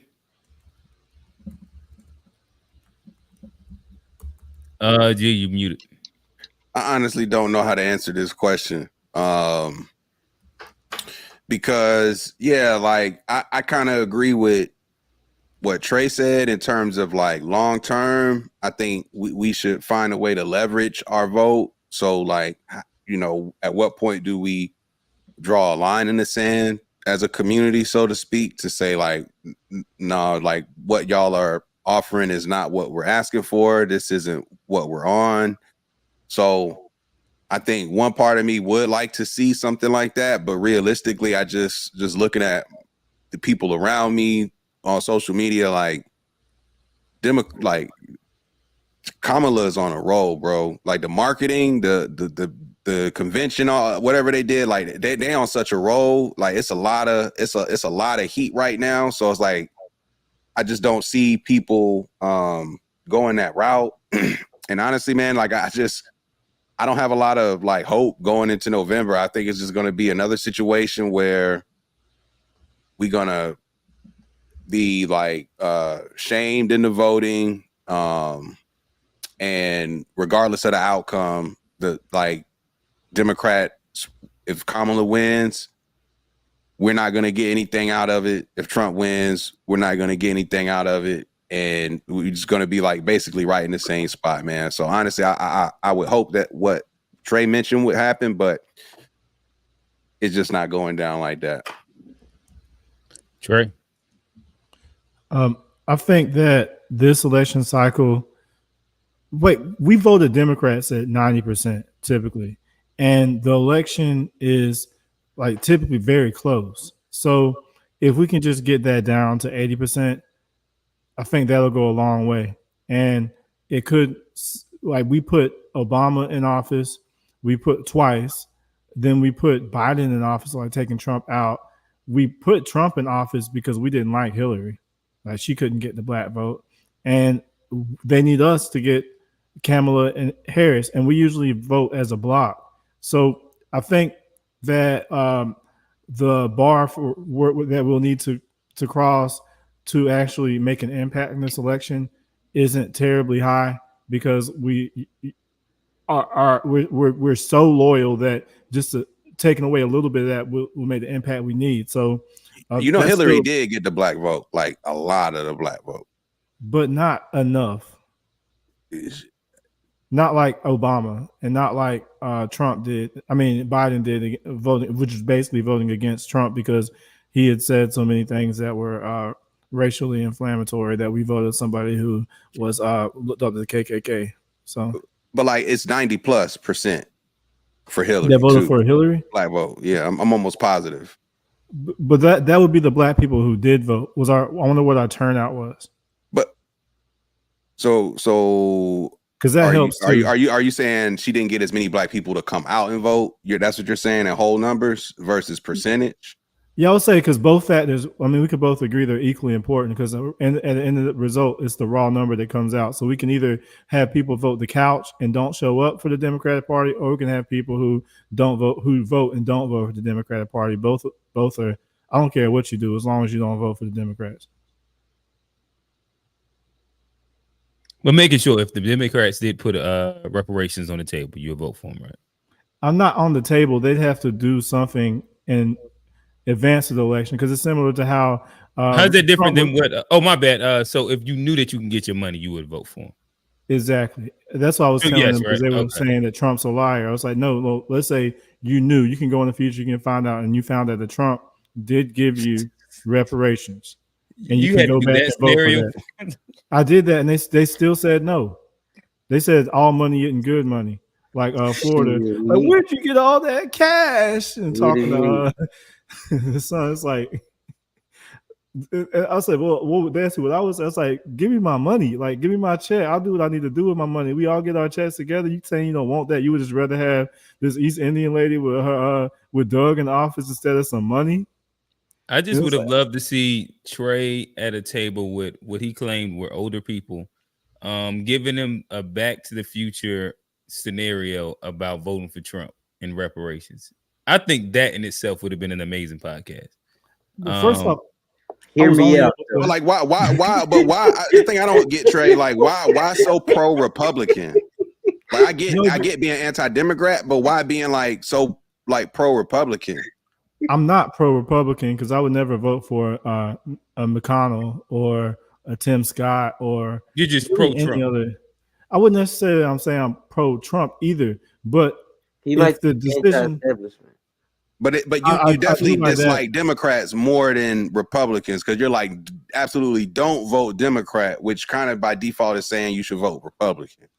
Well, I think that I'm just ready. And you usually won't call out Republicans, but you'll call out Democrats. No, that's not true. I just specifically said like Tim Scott, McConnell, and the Moms of Liberty, which is basically the Daughters of Confederacy. So it's more so like MAGA and Donald Trump. You don't call it. I wouldn't even say I'm pro MAGA, but Kamala Harris said she won't do anything specifically for black people versus Trump has a agenda for black people.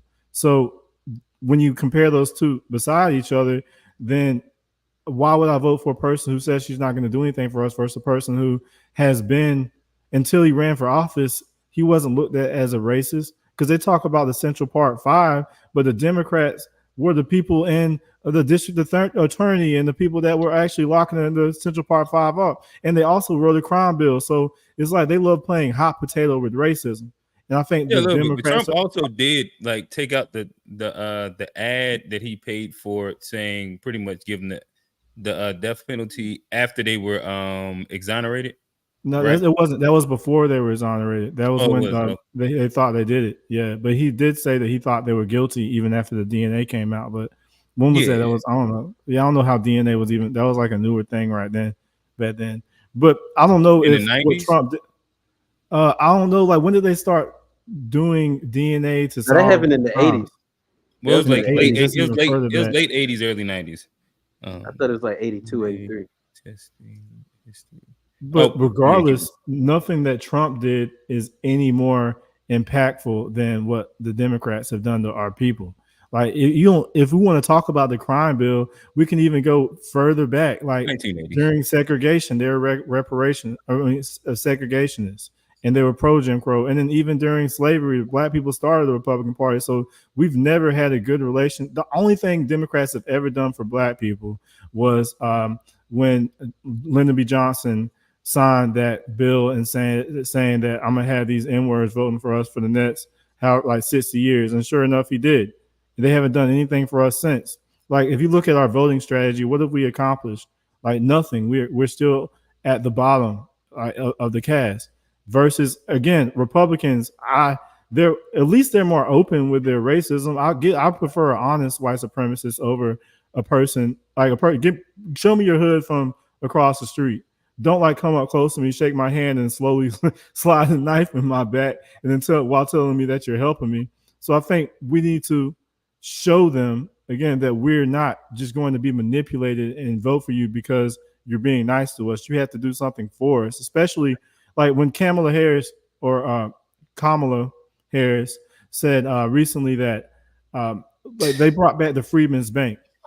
And the Freedmen's Bank, as we know, was started after slavery, where you can put like a penny in the bank and then, or a nickel, which is like $1 today. But basically close to like the Depression, all the money got stolen out, all the money got taken, all the money was gone. And she made a speech on the Freedmen's Bureau, and she brought it back and said that they have 80 million for Black Americans, but 50 for Latinos. That should be 130 billion for Black people, because it's our bank. That was our reward for fighting in the Civil War. So she's helping other groups. So I think we should have learned our lesson from Obama, where he rode in on the Black vote and then championed LGBTQ. And if we can't make the same mistake again. Gotcha. Well, never mind. Shout out to Trey.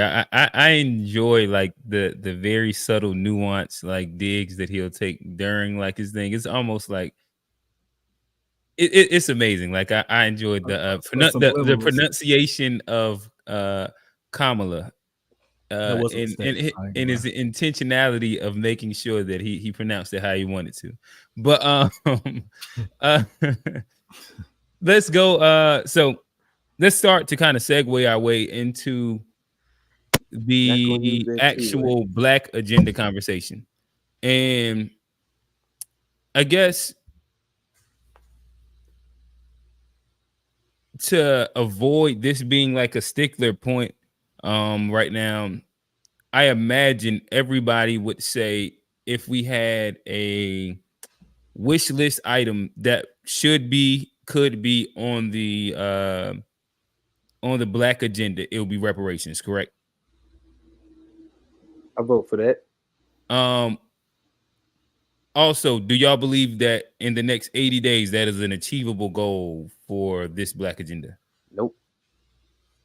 There is something in the works where one of Trump's advisors is in a conversation with Tariq Nasheed, and they're trying to have a meeting to where I think at this point, if the meeting that you don't think he about to play in niggas' face and take a picture?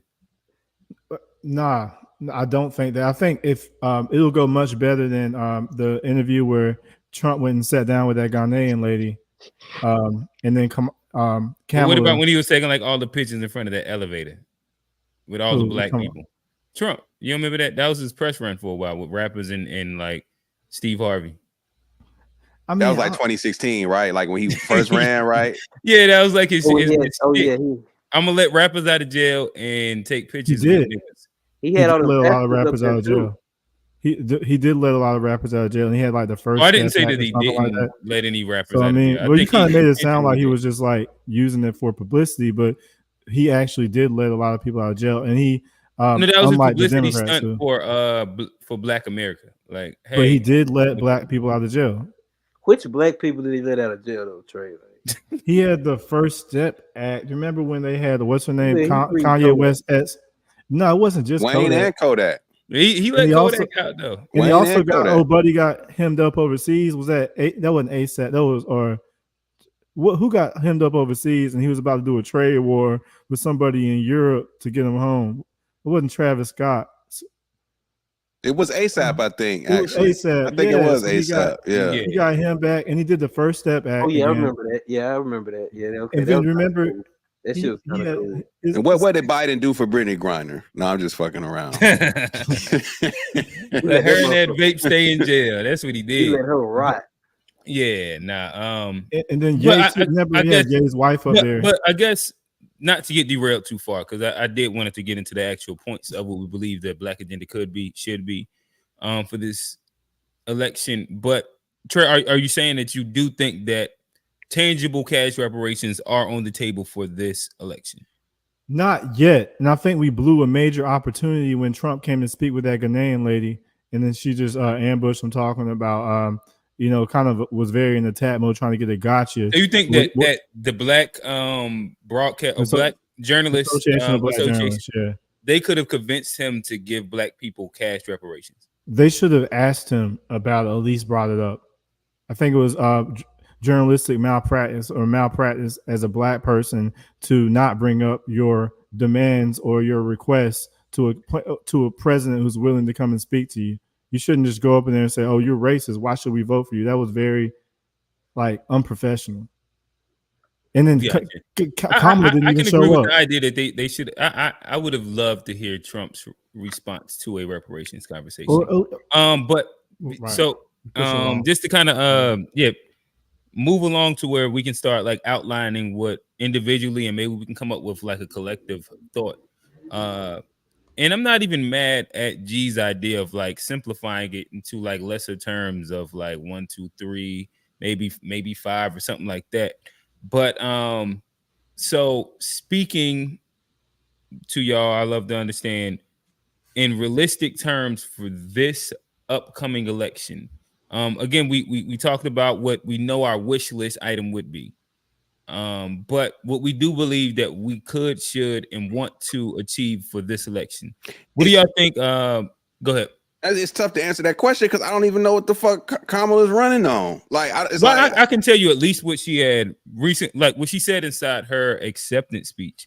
I had giving people 25,000 for housing, right? Like first time home buyers or something like that. Like, yeah, that's one. Oh, and price gouging in groceries. But I heard that was for first generation home buyers. I'm pretty sure it's for first time home buyers, not for just anybody who want a home. Right. Shit. Most of these programs are for first time people, not. Spitball. I had it written down in one of these things, but all right. So I know that. So one, she's looking to pass the immigration, whatchamacallit, that got stopped by Trump. I forget it. It was like some bipartisan, not bipartisan, a partisan one that was written by a Republican. So she wants to pass that immigration reform. She wants to pass the John Lewis Voting Act. I guess to give Black people like full rights of voting and shit like that. I'm about to vote. You don't have the right to vote. Cool. Listen, I'm just trying to run down the ones that I remember. I'm not saying what I agree or disagree with and anything like that. I think she's trying to bring back federal abortion. I think that there is, well, yeah, there's a housing thing that she's trying to do. I can't remember what she said for inflation. Maybe it's the child tax credit. That's the inflation shit, and that's all I can think of right now. And that's what Kamala's trying to do for us. Also she said that she's going to like I guess solve the conflict in the Middle East, as if every other president hasn't said that. She's going to give she wants to make sure Israel knows that they have the right to defend themselves, but will be giving a push for a ceasefire and want liberty for all Palestinians or something like that. I don't know. That's what she said. But thing. She said all that and ain't write none of that shit down. Yeah, she didn't write the bullet points though. But I did watch the speech. You want me to read a couple?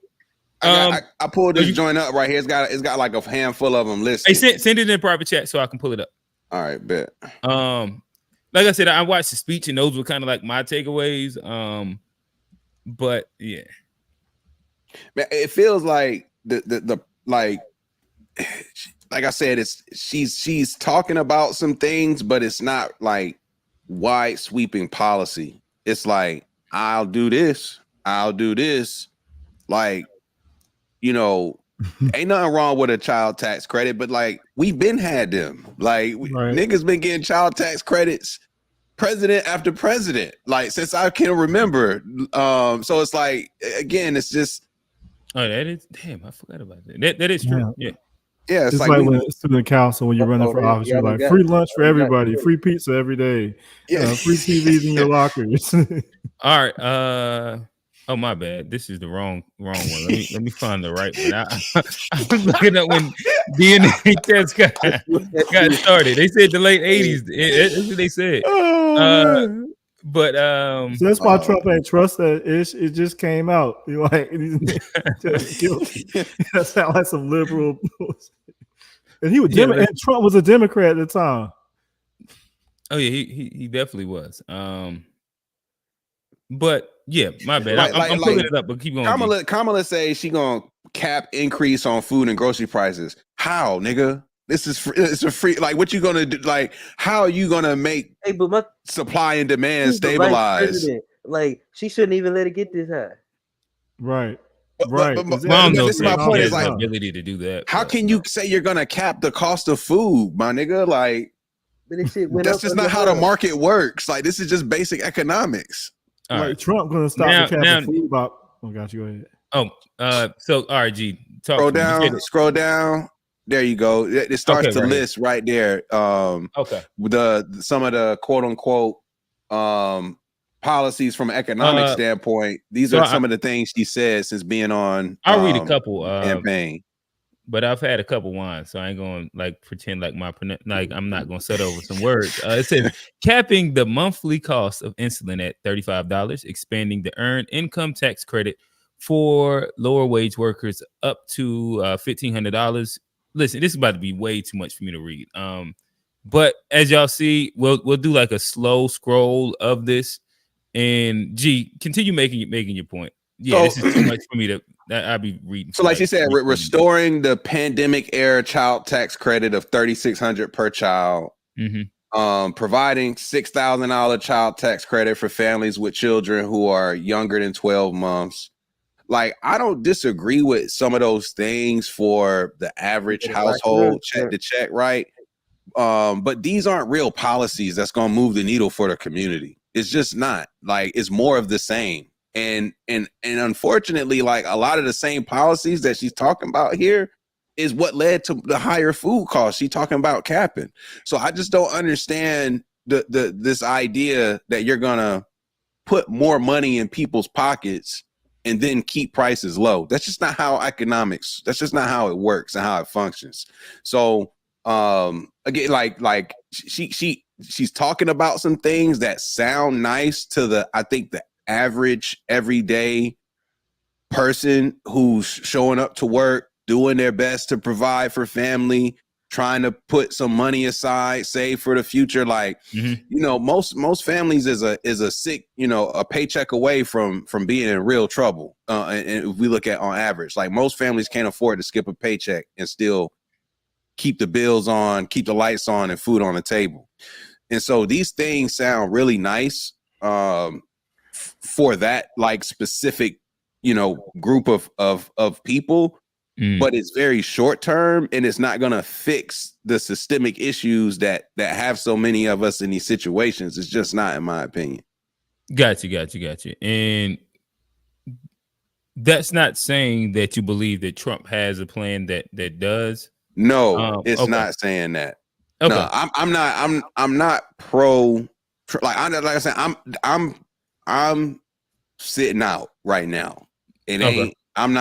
I'm not going to vote. I don't like. Man. I don't think Trump is the boogeyman the way that a lot of liberals do. But I'm not afraid. Like I'm gonna keep doing what I'm doing regardless of who gets elected in November. So it's like that's just how I kind of look at it. But I'm leaning towards sitting out right now. Neither one of these candidates have done anything wrong with the Green Party. To earn my, hey, look, they got I heard people mention Jill Stein. I heard people mention Jill Stein or Jill Steen, however you say the name. Her website has way more policy things that I can actually say, you know what, that's something I would like to support. Jill Stein, like just being all honest, like she has stuff on her website where I'm like, why can't we make this more normal? Why can't we get behind something like this? Gotcha. So that nigga a little crazy. let me ask you. Well, I'll ask the question that Kofi posed. As we're speaking about, I guess economics and inflation.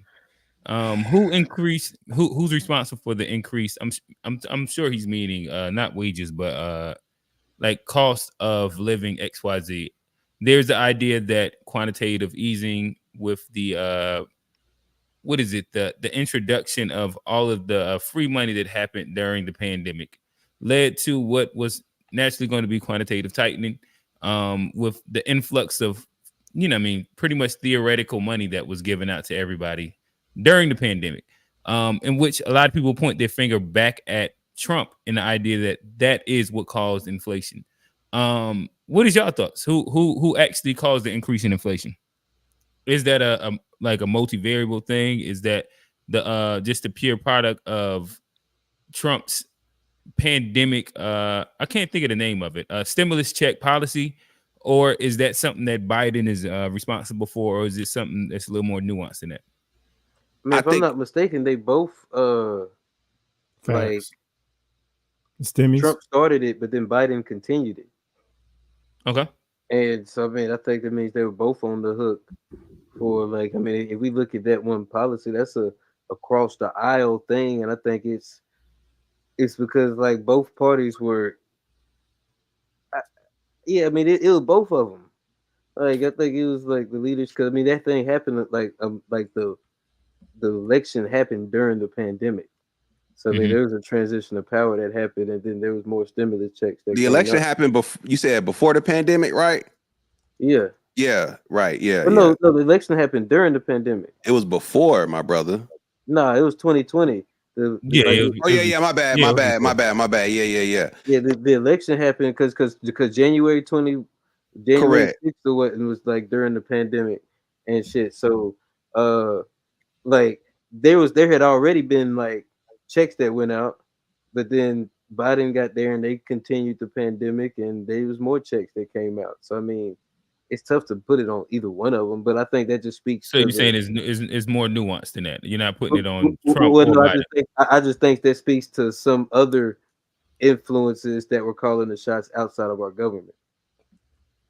So you're going like grand conspiracy, not either party. Is that what you're saying? Yeah, I think it. Yeah, it was both. It was both. So that means they cancel each other out. So if you got to look at the two administrations, like you said, Johnny, COVID hit February going into March 2020. Yeah.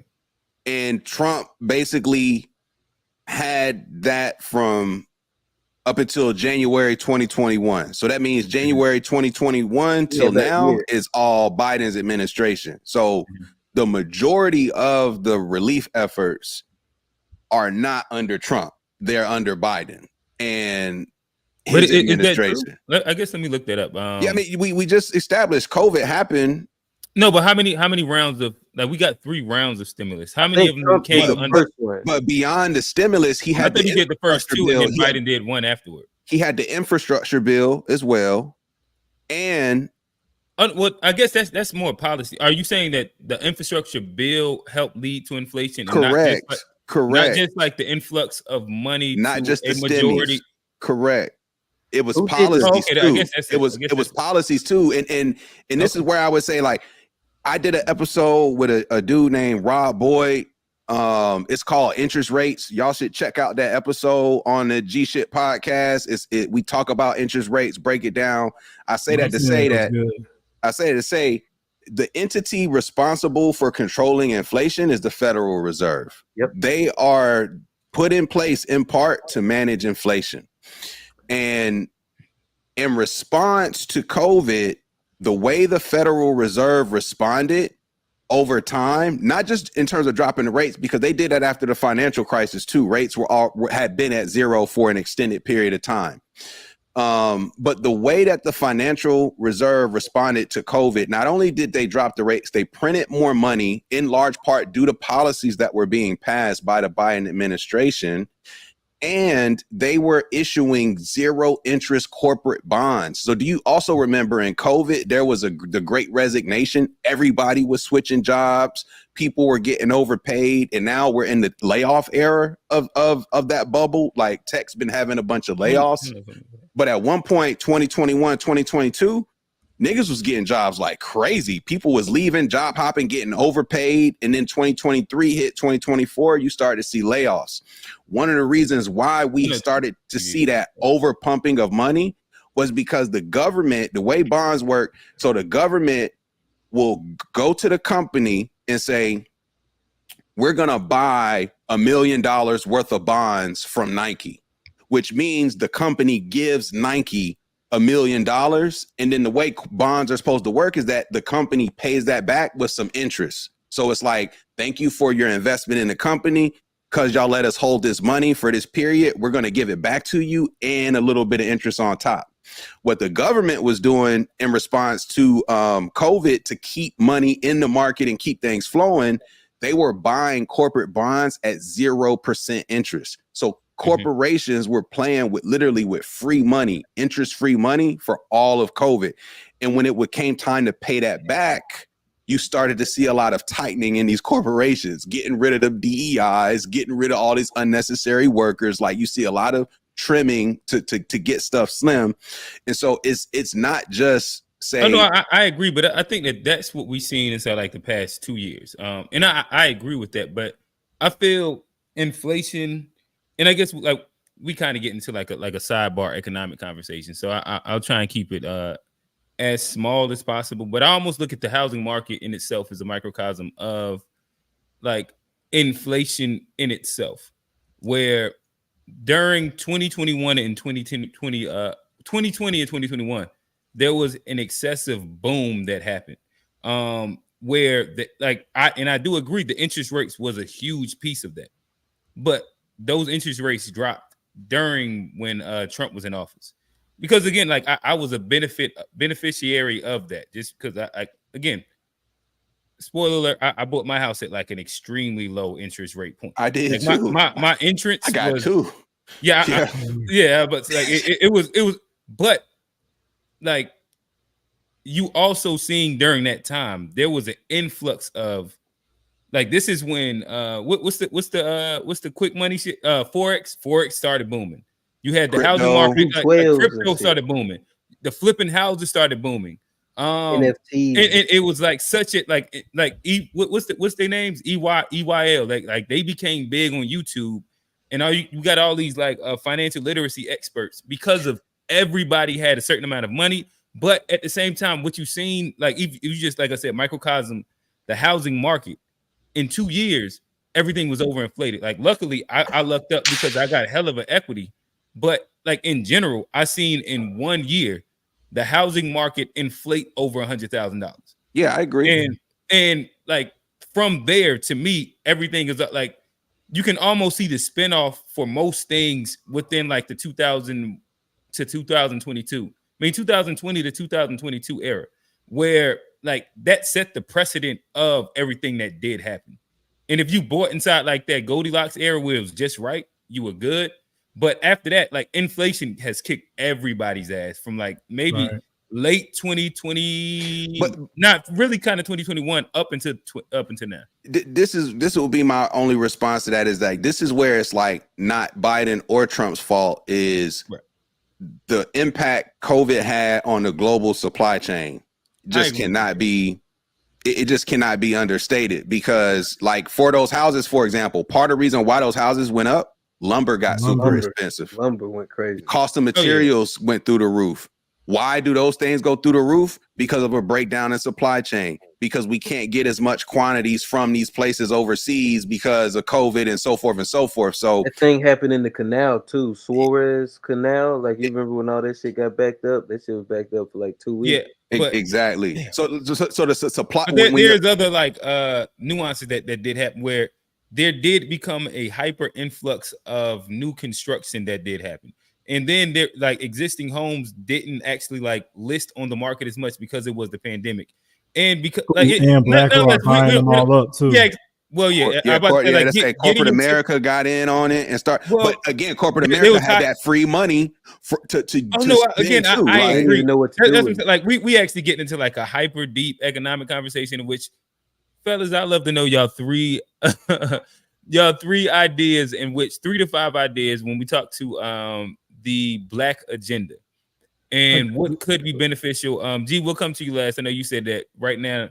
You know, it'll be something that I know my 3 or 5. I know my 3 for sure, but yeah, I can round it out. I gotta go last. All right, so we'll start with Johnny, then go to Trey, then go to G. But real quick, man, I had a couple quick points written down. I didn't get to answer that last question. If we can't get to it, so I would say we've had Democrats in power for 12 of the last 16 years. So I think a lot of accountability will have to be leaned that way since they've been in power for the majority of the time. And I also think when Biden closed down the pipelines, that raised impact because it raised the energy costs, and energy is the foundation of all supply chains. So that will have an impact down the road. And also, since the supply chain is the foundation of the economy, when you invite like the whole world by opening the borders, that's more people with demand on food and demand on housing, especially when you give them grants to get houses and then give them money to buy their groceries, then that's, supply and demand. There's more, it increases demand, which increases prices. So I think that had an impact on why the economy is so bad. And a lot of those are Democratic policies. So anyway, got it. Appreciate it. Yeah. Johnny. Oh yeah, so like my 3 hot ones, and yeah, I'm gonna just say them. I don't know if y'all agree, disagree, but first one gonna be cash reparations. I got Johnny, we just said that we're going to leave reparations off because that's not an achievable thing for this 2024 election. Okay. But it's on the wish list. Okay. All right. Well, low interest house loans. Specifically for Black people. Or like for like FBA. Do you think that that's something that we could possibly get past, or is it just like a wish list item? I'm saying, when you talking about like a idealistic Black agenda, you talking about just for 2024? Well, I guess, I guess maybe there goes like the split would be, if you'd like to give me your idealistic and then your realistic, we can do that. But I do want to like a 2024 what we actually can achieve and not just be like saying fodder for the internet. Okay, well, now let me just get my phone, then we can talk about some actual, but like the Black agenda, I think like leave reparations out of it, but I think like low guaranteed, low interest rates for Black people on housing. We were just talking about that. I think free education at federal schools or state-run schools. I think that'll be a good one. The 40 acres and a mill, give us land, and damn it, I had one more outside of reparations. You have to come back to that other one. I had just added one more. Gotcha. All right. So now, and again, I think that those are idealistic, and I think that is great if we can get those, whether this election or some point. What would be what we like? What would you quantify as like your realistic, like if you to like put down as Ice Cube did a contract for Black America? How interest rates for houses? I mean, houses should be affordable. I think that's something that, like, I think Bank of America or Wales already had something where they were doing it for Black and brown people, like incentivized rates at one point in the last 2 years or so. That was after they had fuck niggas too, but yes, they did. But I'm saying, hey, continue that. Like I mean, there should be some kind of program. Like we just talking about how unaffordable housing is right now. Let us, let us get that. Got you. Yeah, and like free education. You might not be able to give us free education, but you could at least try to pay back student loans for Black people. Okay, so what I took from what you were saying is, so housing, in essence, like housing funding and student loan relief. Yeah, Student loan relief for who? Black people. Just Black people, even if they fucking went to Yale, took out $150K. That's a nuance, bro. Are we trying to help us out or not? I don't know. I just wonder. What about the elites? I mean, like, okay. Then, and again, if we're saying realistically, do you think that we'll be able to get just? So would a fair compromise for you be the idea of student loan relief in general for, let's say, everybody under 80K in student loan debt, and a tax credit for minorities in general of, like, let's say 25K. Minorities, bro. This is me asking me talking to Johnny. Like if we're speaking about like we're talking about like an agenda, and there's gonna be pull and push, right? In which if when a bill gets passed, the Republicans get a little something in, same way the Democrats do. If we're talking about like a fair compromise, would you be willing, if you're saying that these things will benefit Black people, would you be willing to put on the table the idea of let's just say Black and brown get a minority grant for, let's say, $25,000 when it comes down to housing? And what was the other one you said? The student loan relief. Is that fair enough? Would that be a fair compromise to your Black agenda? I was talking about, I mean, a grant would be cool, but I mean, I think them interest rates, controlling rates, would be more effective. Like, so, making a push to have like a cap on rates for minorities would be good for you. I mean, like if we're going to talk about something that might be achievable in this election, I think interest rates and student loan. Yeah, I mean, I think that would under a certain amount. The affordability. For minorities, I'm saying specifically Black only, but trade do you think that we could get a Black only interest rate like passed inside these next 80 days? Bro, probably not. So if you're making a compromise to get it, do you think that we can get like something passed for like a bigger group, but will impact a good portion of Black people? Trey, should we be open to that? No, hell no, bro. Hell no, bro. Johnny, y'all off code as hell, bro. Don't give me a y'all. Johnny's just unpacking his thoughts. But all right, Trey. It sounds like Johnny disgusted. It sounds like Johnny conceding. Trey is disgusted. But all right, Trey, talk to us. What would be your realistic goals for this 2024 election when it comes down to a Black agenda? Man, you said reparations is unrealistic. Now, it's definitely unrealistic with your attitude. And I think it will always be realistic if we have that mentality, because if we were right now as Black people, we're saying we're not going to vote unless we get reparations for the descendants of Black American freedmen, then somebody would take that bait, because at the end of the day, Trey, I just want to you understand that, like if we was to rewind. No, I get you. I just say if we rewind the tape, I personally didn't say that.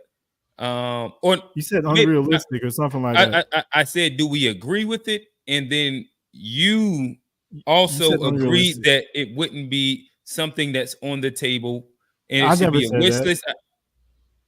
Again, we clip these clips, so we'll make sure that we clip Okay, that. cool, Where yeah. we had the conversation just a second ago when we talked. When I asked you with Trump and the guy, do you believe that him talking to that person, that's something that will get passed in this election cycle? You said no. I know. I said they should at least again, have brought it up. I didn't say no. I said they were wrong for not bringing it up. No, you said it was wrong for that, but then you said you talked about Tariq and his homeboy talking to one of Trump's homeboys, and I asked you specifically, is that something that you believe could get past this election cycle? And you didn't think. We can rewind the tape, and you didn't give an affirmative statement. But that don't sound again, that's out of character for me. Because I'm staunch. I'm a staunch promoter. You will not hear me say anything negative about that. We'll go to current time. It sounds like you do believe that in this election cycle, not reparations is something that will get passed. Correct? That's you don't go into a negotiation not believing. I just want to understand like your stance. Yes, no? I do believe it. Yes, I do believe it's attainable. So reparations will be one. Yeah. Okay. But I would say also an anti-black hate crime bill, which would have sentence enhancers for if you use racial slurs or epithets there. I would even say it doesn't even have to be just for Black American freedmen. If it's a black person at all and you call them a term that's applied to Black American freedmen, if you beat up an African and you call them the N-word, then that should be a hate crime. What if you call them a tether? A tether isn't a tether. Just basically a tether is in the dictionary, bro. I think you're tethering on to my point right now with that BS. Oh, there you go. Hey. But gonna domestic tether me. I get it. Go ahead, keep going, Trey. You're tethering on to people who are actually serious about things by bringing in jokes. Like it's actually a word. Like like these Black immigrants are tethering on to our culture. Like they're connected. That's not a derogatory word. It's an action. That's what they're doing. Like we can't. That's like me saying sitting on this chair is a derogatory term because I'm sitting. They are literally tethering. That's the word that. Like I can use it in a sentence to describe their action. Tethering is no longer a derogatory term that's meant for Black immigrants that are acting like quote unquote that are tethering. That are acting tethering. Okay. So undermining is tethering. By tethering would also denote like a different term, but Kofi you always use it as like Kofi love it to be Kofi like a deep down, like I don't know his past life he was definitely on some niggas for sure. It's like he be scratching to call niggas porch monkeys. I don't know why Kofi do that, man. I don't agree with that, but why he gotta call niggas porch monkeys? Is he calling somebody a porch monkey right now? Yeah, in the comments. Oh, all right. I ain't scrolled down that far. Hey fellas, let's stay focused. Let's stay focused. All right. So that's what you get for coddling that stuff, Q. Respectfully, bro. Like, you know what I'm saying? People just feel open to it. No, seriously, bro, because when we don't stand on, you say, oh, is tether a derogatory word? We're going to bring that with a hate crime agenda, bro. I'm trying to be serious right now, dog. And you seem like you're like defending people that come up here calling us porch monkeys, bro. It's like, come on, bro. What side are you on? Respectfully. You know what I mean? Respectfully, bro. I got you.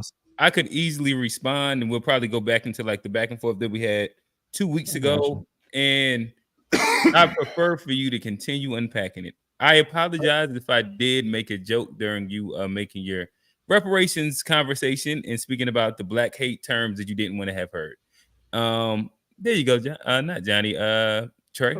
Well, keep going, my appreciate brother. That. And unqualified immunity is another thing that we could push for, because we can argue that it is costing. It shouldn't be costing the American tax dollars when these cops act out of pocket, and then there's economics where we can have status-based loan opportunities. Well, first off, just the overall thing that would be good and set up all these other initiatives is we need to push the delineation thing to where I even saw Ann Coulter, who was a white supremacist woman for Fox News, talk about how these affirmative action, all these things that were intended for Black Americans. She said they are for foundational Black Americans, her exact words. And that's a term that we created.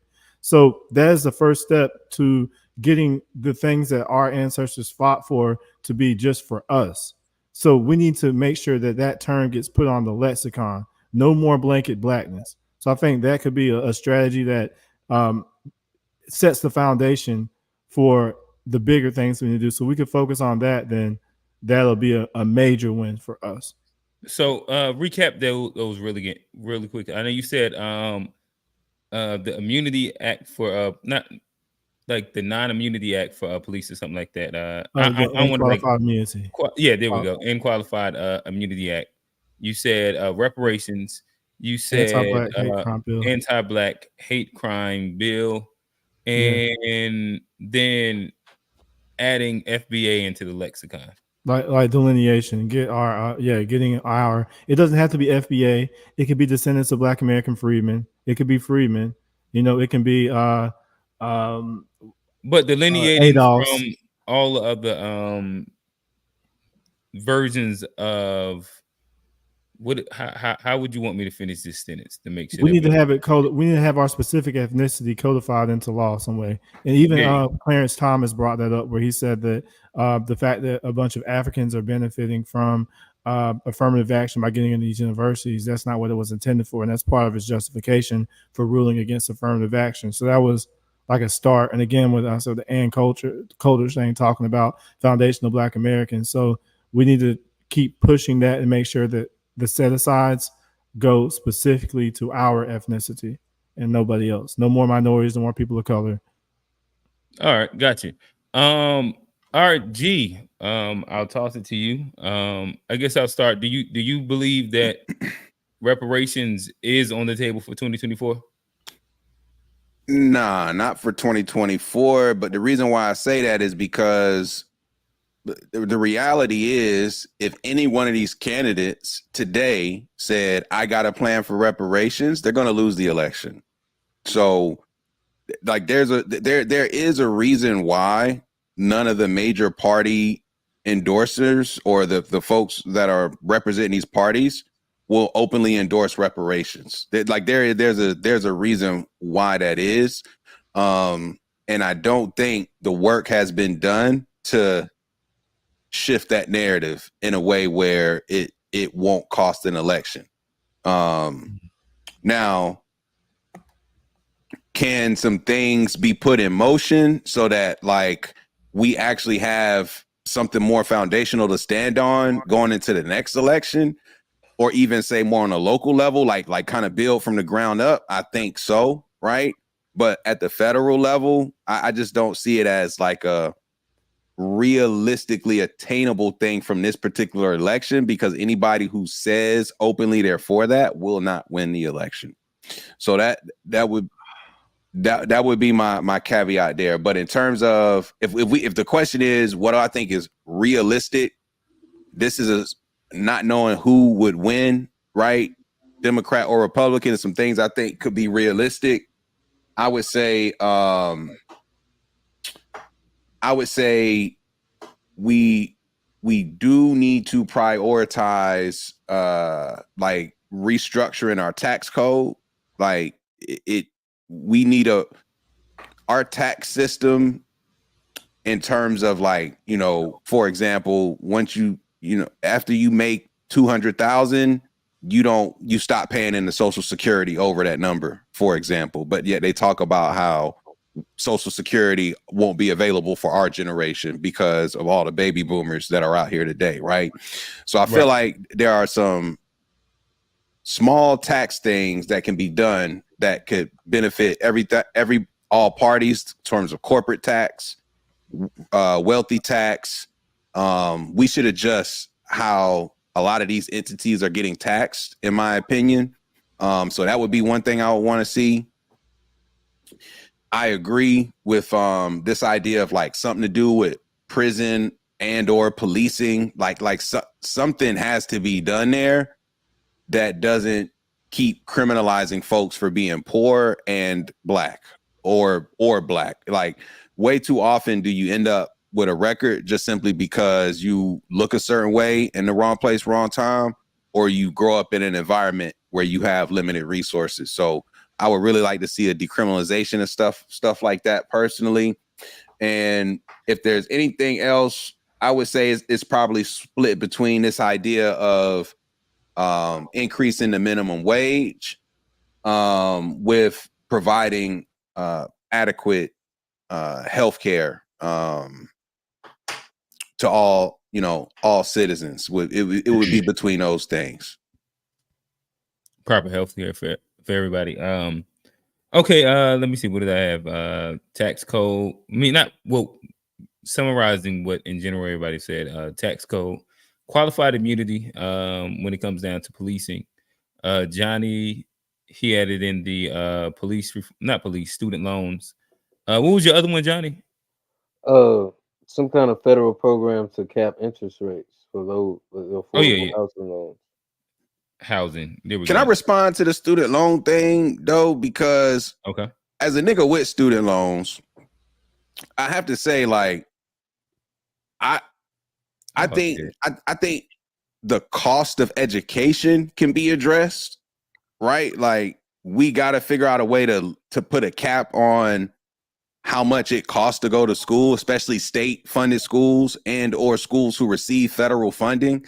Like, if you're a school, you get federal funding from the government, you should only be charging but so much money to your students, in my opinion. If you're a state school, you should only be charging but so much money to your students. So I agree that cost of education is crazy, but nobody makes nobody go to college. Like, you don't have to go to college. Like, whether it's a community college, whether it's an Ivy League school, niggas don't have to go. So this idea that the government should forgive your loans because you made a bad decision in going to school, or are you anti-loan forgiveness? For the most part, yeah, because college is a decision that niggas make. Like, you don't have to go. Same. You don't have to go. This is a new point. You take out a loan. Like, my nigga, it's like, if you take out a loan, I'm trying to help niggas out. My bad. If you, it's like if you take out a loan, if you take out a loan for they got you backpedaling that quick, Johnny. I mean, I ain't got student loans, so I'm trying to help out. I was just trying to look outside of the individual and trying to be looking out for the community. But I'll just vote for my interest in November. I ain't got student loans. I'm trying to help y'all niggas out. I got you.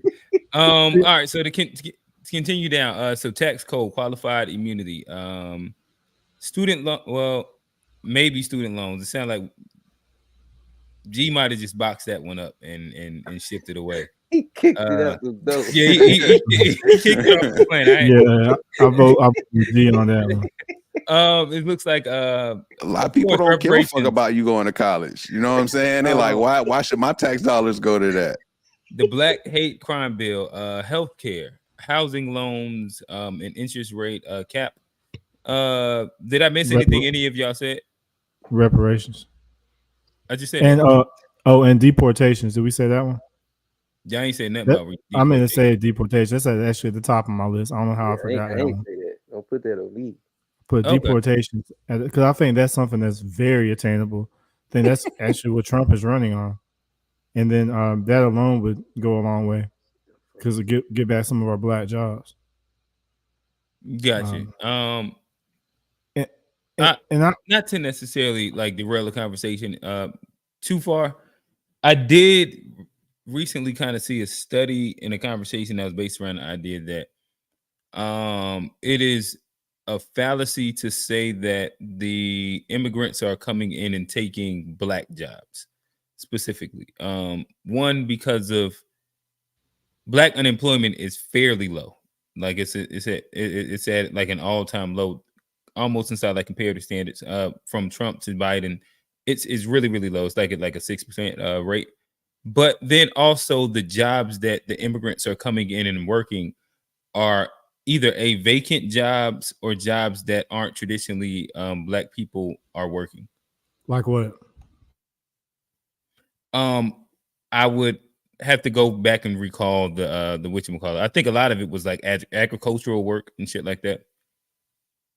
So jobs that I guess they could do with machines and stuff. Well, why don't they Why don't they do like they did before, where they gave them like visas and they could just work and then go back home? They didn't have to have citizenship.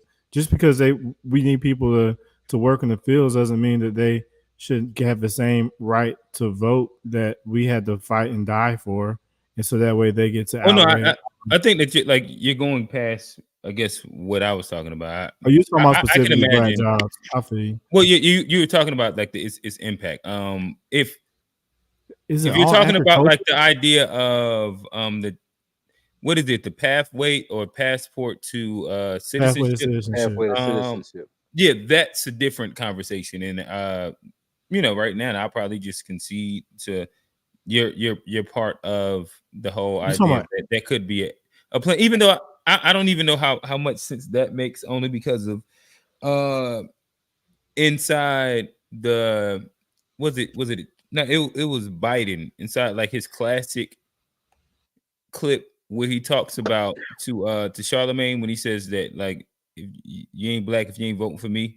Another part of that entirety of the conversation was him talking about how Hispanics has one of the more diverse voting blocks in general. And like mass immigration isn't like specifically beneficial for Democrats because of, like, you let in a bunch of people from Cuba, they're gonna vote Republican anyway. You let in a bunch of people from a lot of different places, they're like naturally conservative. It's kind of like a crapshoot when you're just letting in all these people. It actually turned California blue because California was a red state before Reagan did the mass amnesty there, and it's been blue ever since. So I mean, I think they vote majority Democrat, but not like we do. But at the end of the day, it's a net gain for the Democrats, even though all of them, it's not like it's not overwhelming majority. A lot of them do vote because of their Catholic, heavy Christian. They'll lean conservative for sure. But it's still a majority though. But still majority. Yeah. But honestly, it depends on where they end up landing, bro. I got to be honest, because when you look at the Southwest as a whole, it's not a lot of blue states. When you look at, like, you got California, but Arizona, New Mexico, Texas, I'm saying like majority of them people on the border is Nevada. Really. I think Nevada is typically a red state. I could be off on Nevada, but I know Utah. It swings sometimes, but it's usually red. Yeah, I know Colorado tends to lean blue. California leans blue, but there's a lot of red on those states that line up against the border. Like, to be fair, I'm looking it up. You're right; they're not a monolith, but like you just kind of conceded, it's majority at least Democrat. Like if you look at California, and then you look at some of these, like how they even now look at who they're bringing in now, how they benefit from the Democrats. So I think they kind of see Biden as a person giving them this money. So, and then if the Democrats give them mass amnesty, then I think that's a fair expectation that at least, if not all, enough of them will vote, especially if, they're getting all these freebies from the Democratic Party too, the same ones that we're supposed to be getting. And on top of that, but one other thing, I saw a story recently where they had a bunch of illegals hired at this processing plant, and then they were paying them lower than the regular wages. I think it was like 700 people there. And then when ICE came, they called ICE, which Kamala Harris has defunded and Trump will reinstate. They had to hire people from the community immediately after, and they were primarily black people that were hired for those jobs. So I think there are other situations like that. Is that like the Chicago thing? I guess I need to actually read up on it. I've heard somebody. It was Mississippi. Mississippi. Okay, I've heard somebody like talk about this specifically as like an example of it, but I hadn't been able to actually properly research it and look into it. But so I guess if we're to move the conversation forward a little bit, and I'll leave it up to y'all if y'all want to add like one or two call-ins before we kind of wrap. But so as I was kind of like listing in my mind certain issues that could affect black people in this cycle, in the way that we vote in general, just some of the ones that I wrote down, put immigration, Planned Parenthood, foreign policy, inflation and housing, taxing and student loans, AI and automation, policing, Black history, and possibly like the Voting Rights Act. Did I put? Yep, immigration was number one. So do you think that because we're talking about a Black agenda shit, no, I'll simplify it into one question. I want to do a two-part question. Are there any specific policies that could directly impact Black people inside this election? Like, let's say we don't get our wish list. Let's say, like, if there was a put precedent of a specific policy that could impact Black people, what would that be? I would say the most attainable and the most impactful for us would be mass deportations. So immigration in the migrant crisis. Specifically, deportations. Okay. Johnny? Yeah, I was gonna say something with immigration. And are you saying like positive or negative impact, or just that can be however you want it to be? Because I mean, I think there could be definitely some.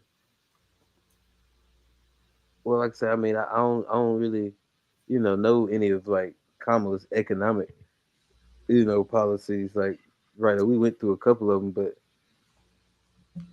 I'm not sure. I'm just talking about like that's on the table that could be possibly voted for, or a concept that's in the air.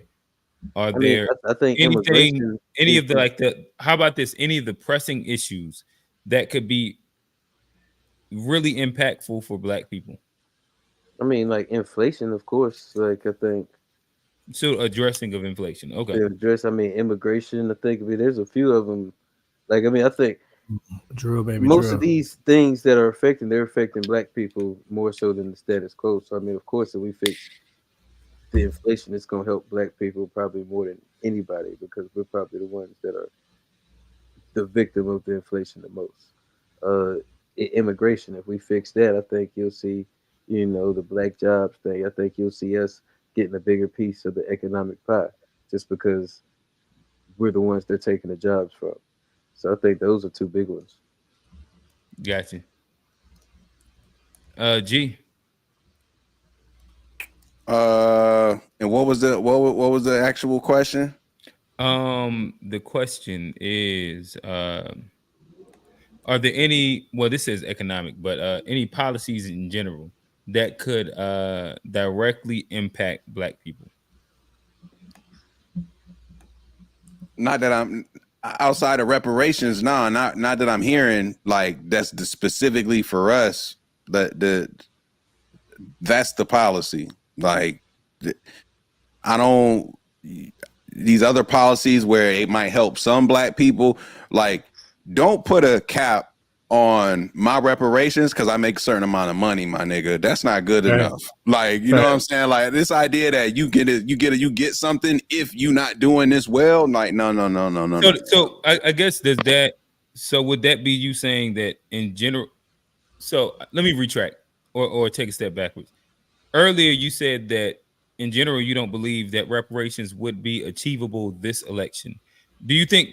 So is that you saying that you don't believe that any policies or any issues that are on board in this election can directly impact Black people in general?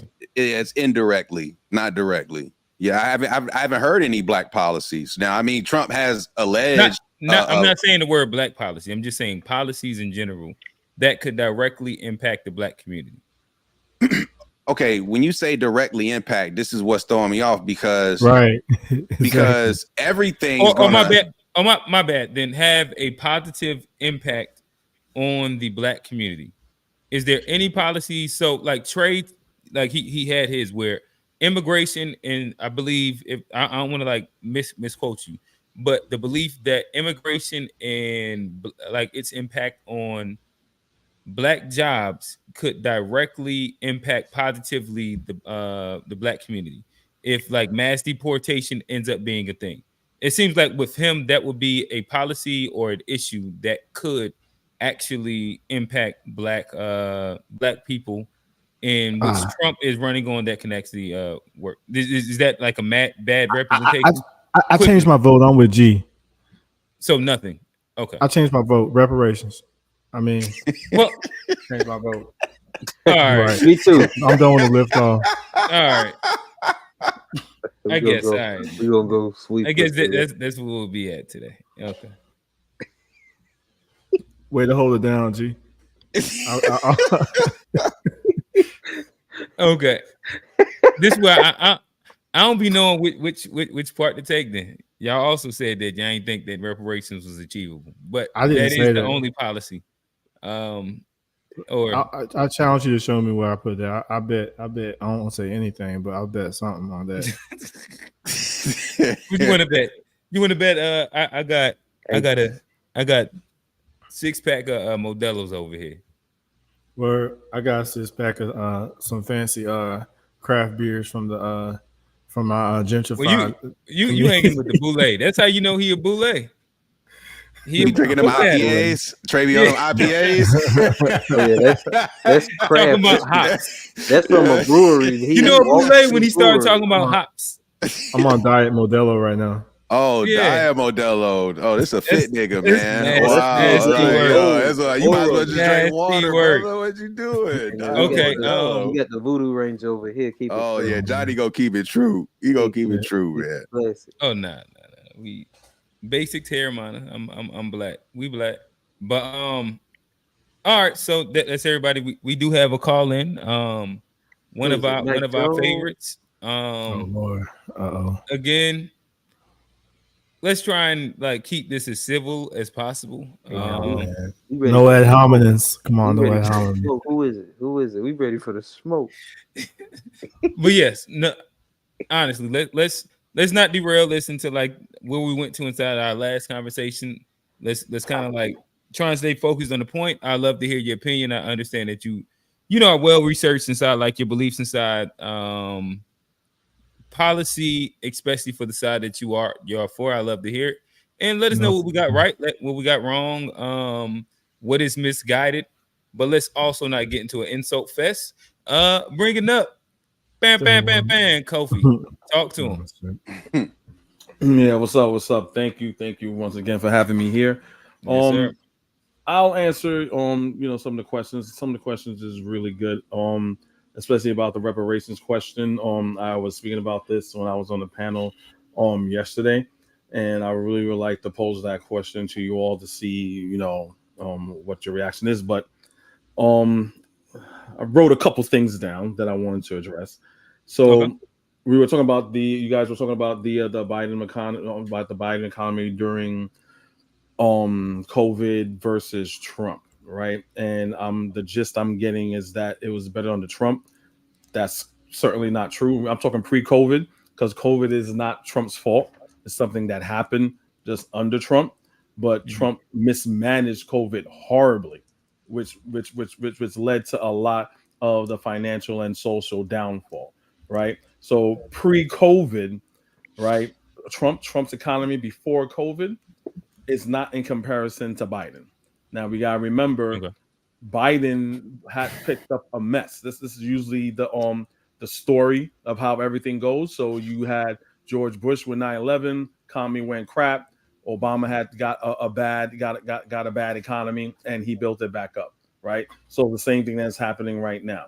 Unemployment rate, again for Trump pre-COVID, Joe Biden's unemployment rate overall is a lot better than Trump's unemployment rate, right?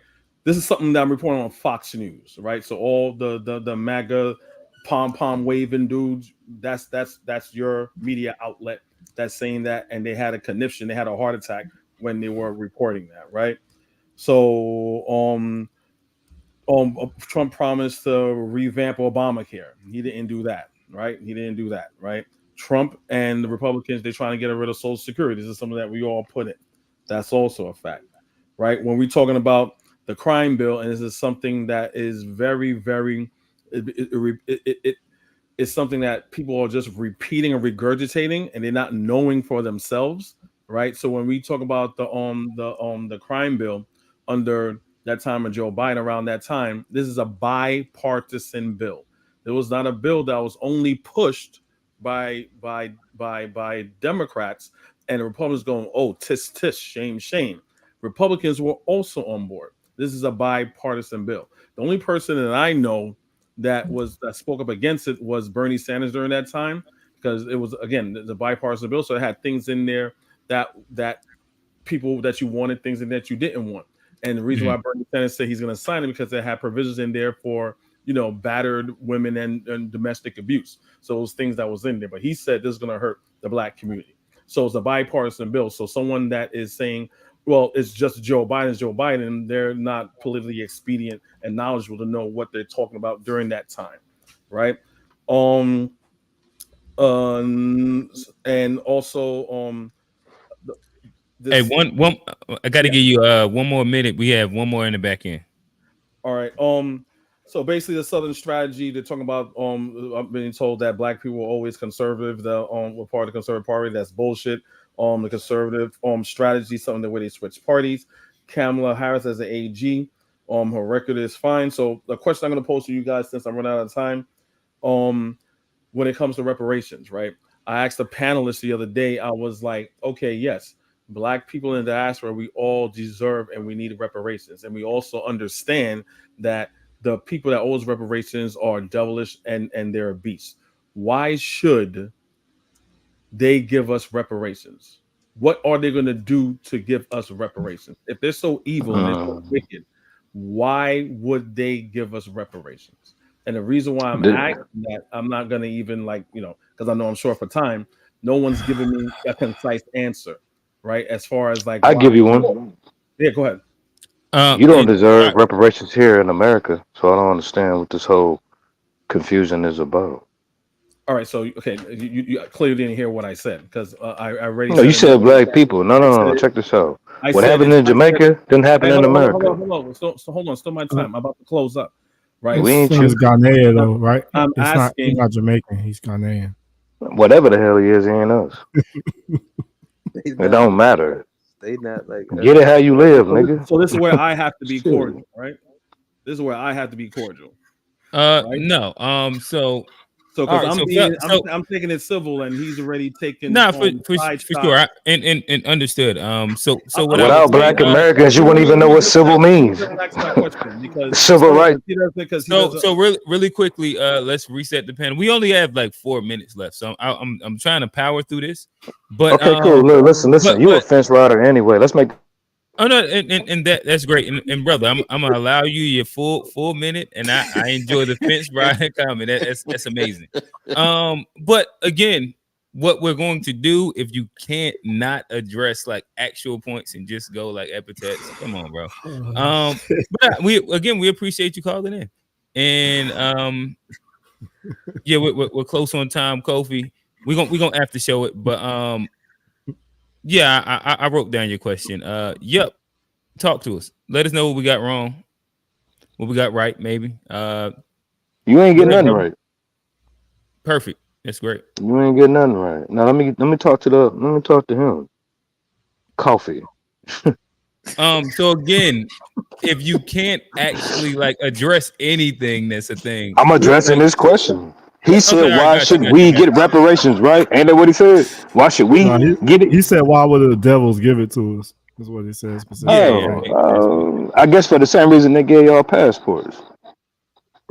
You see what happened when you let crack babies up here? No, that was a good point. We fought. They can't even understand the question. Man, nigga, look, we gonna get our money. We gonna get our money. Don't worry about that. Oh, you gonna get yours? You're slow. You're kind of slow right now. I'm very quick. If you allow me to finish my question, you understand where you already asked your question, and then we would have then we would have had a better conversation. We would have evolved the conversation. Let's do a restart. Let's do a restart. Caribbean man talking to an American man. What up? All right, so really quickly, I'm gonna really remove both of y'all. I'll bring y'all back up in a second. It's pretty much time to kind of wrap the show.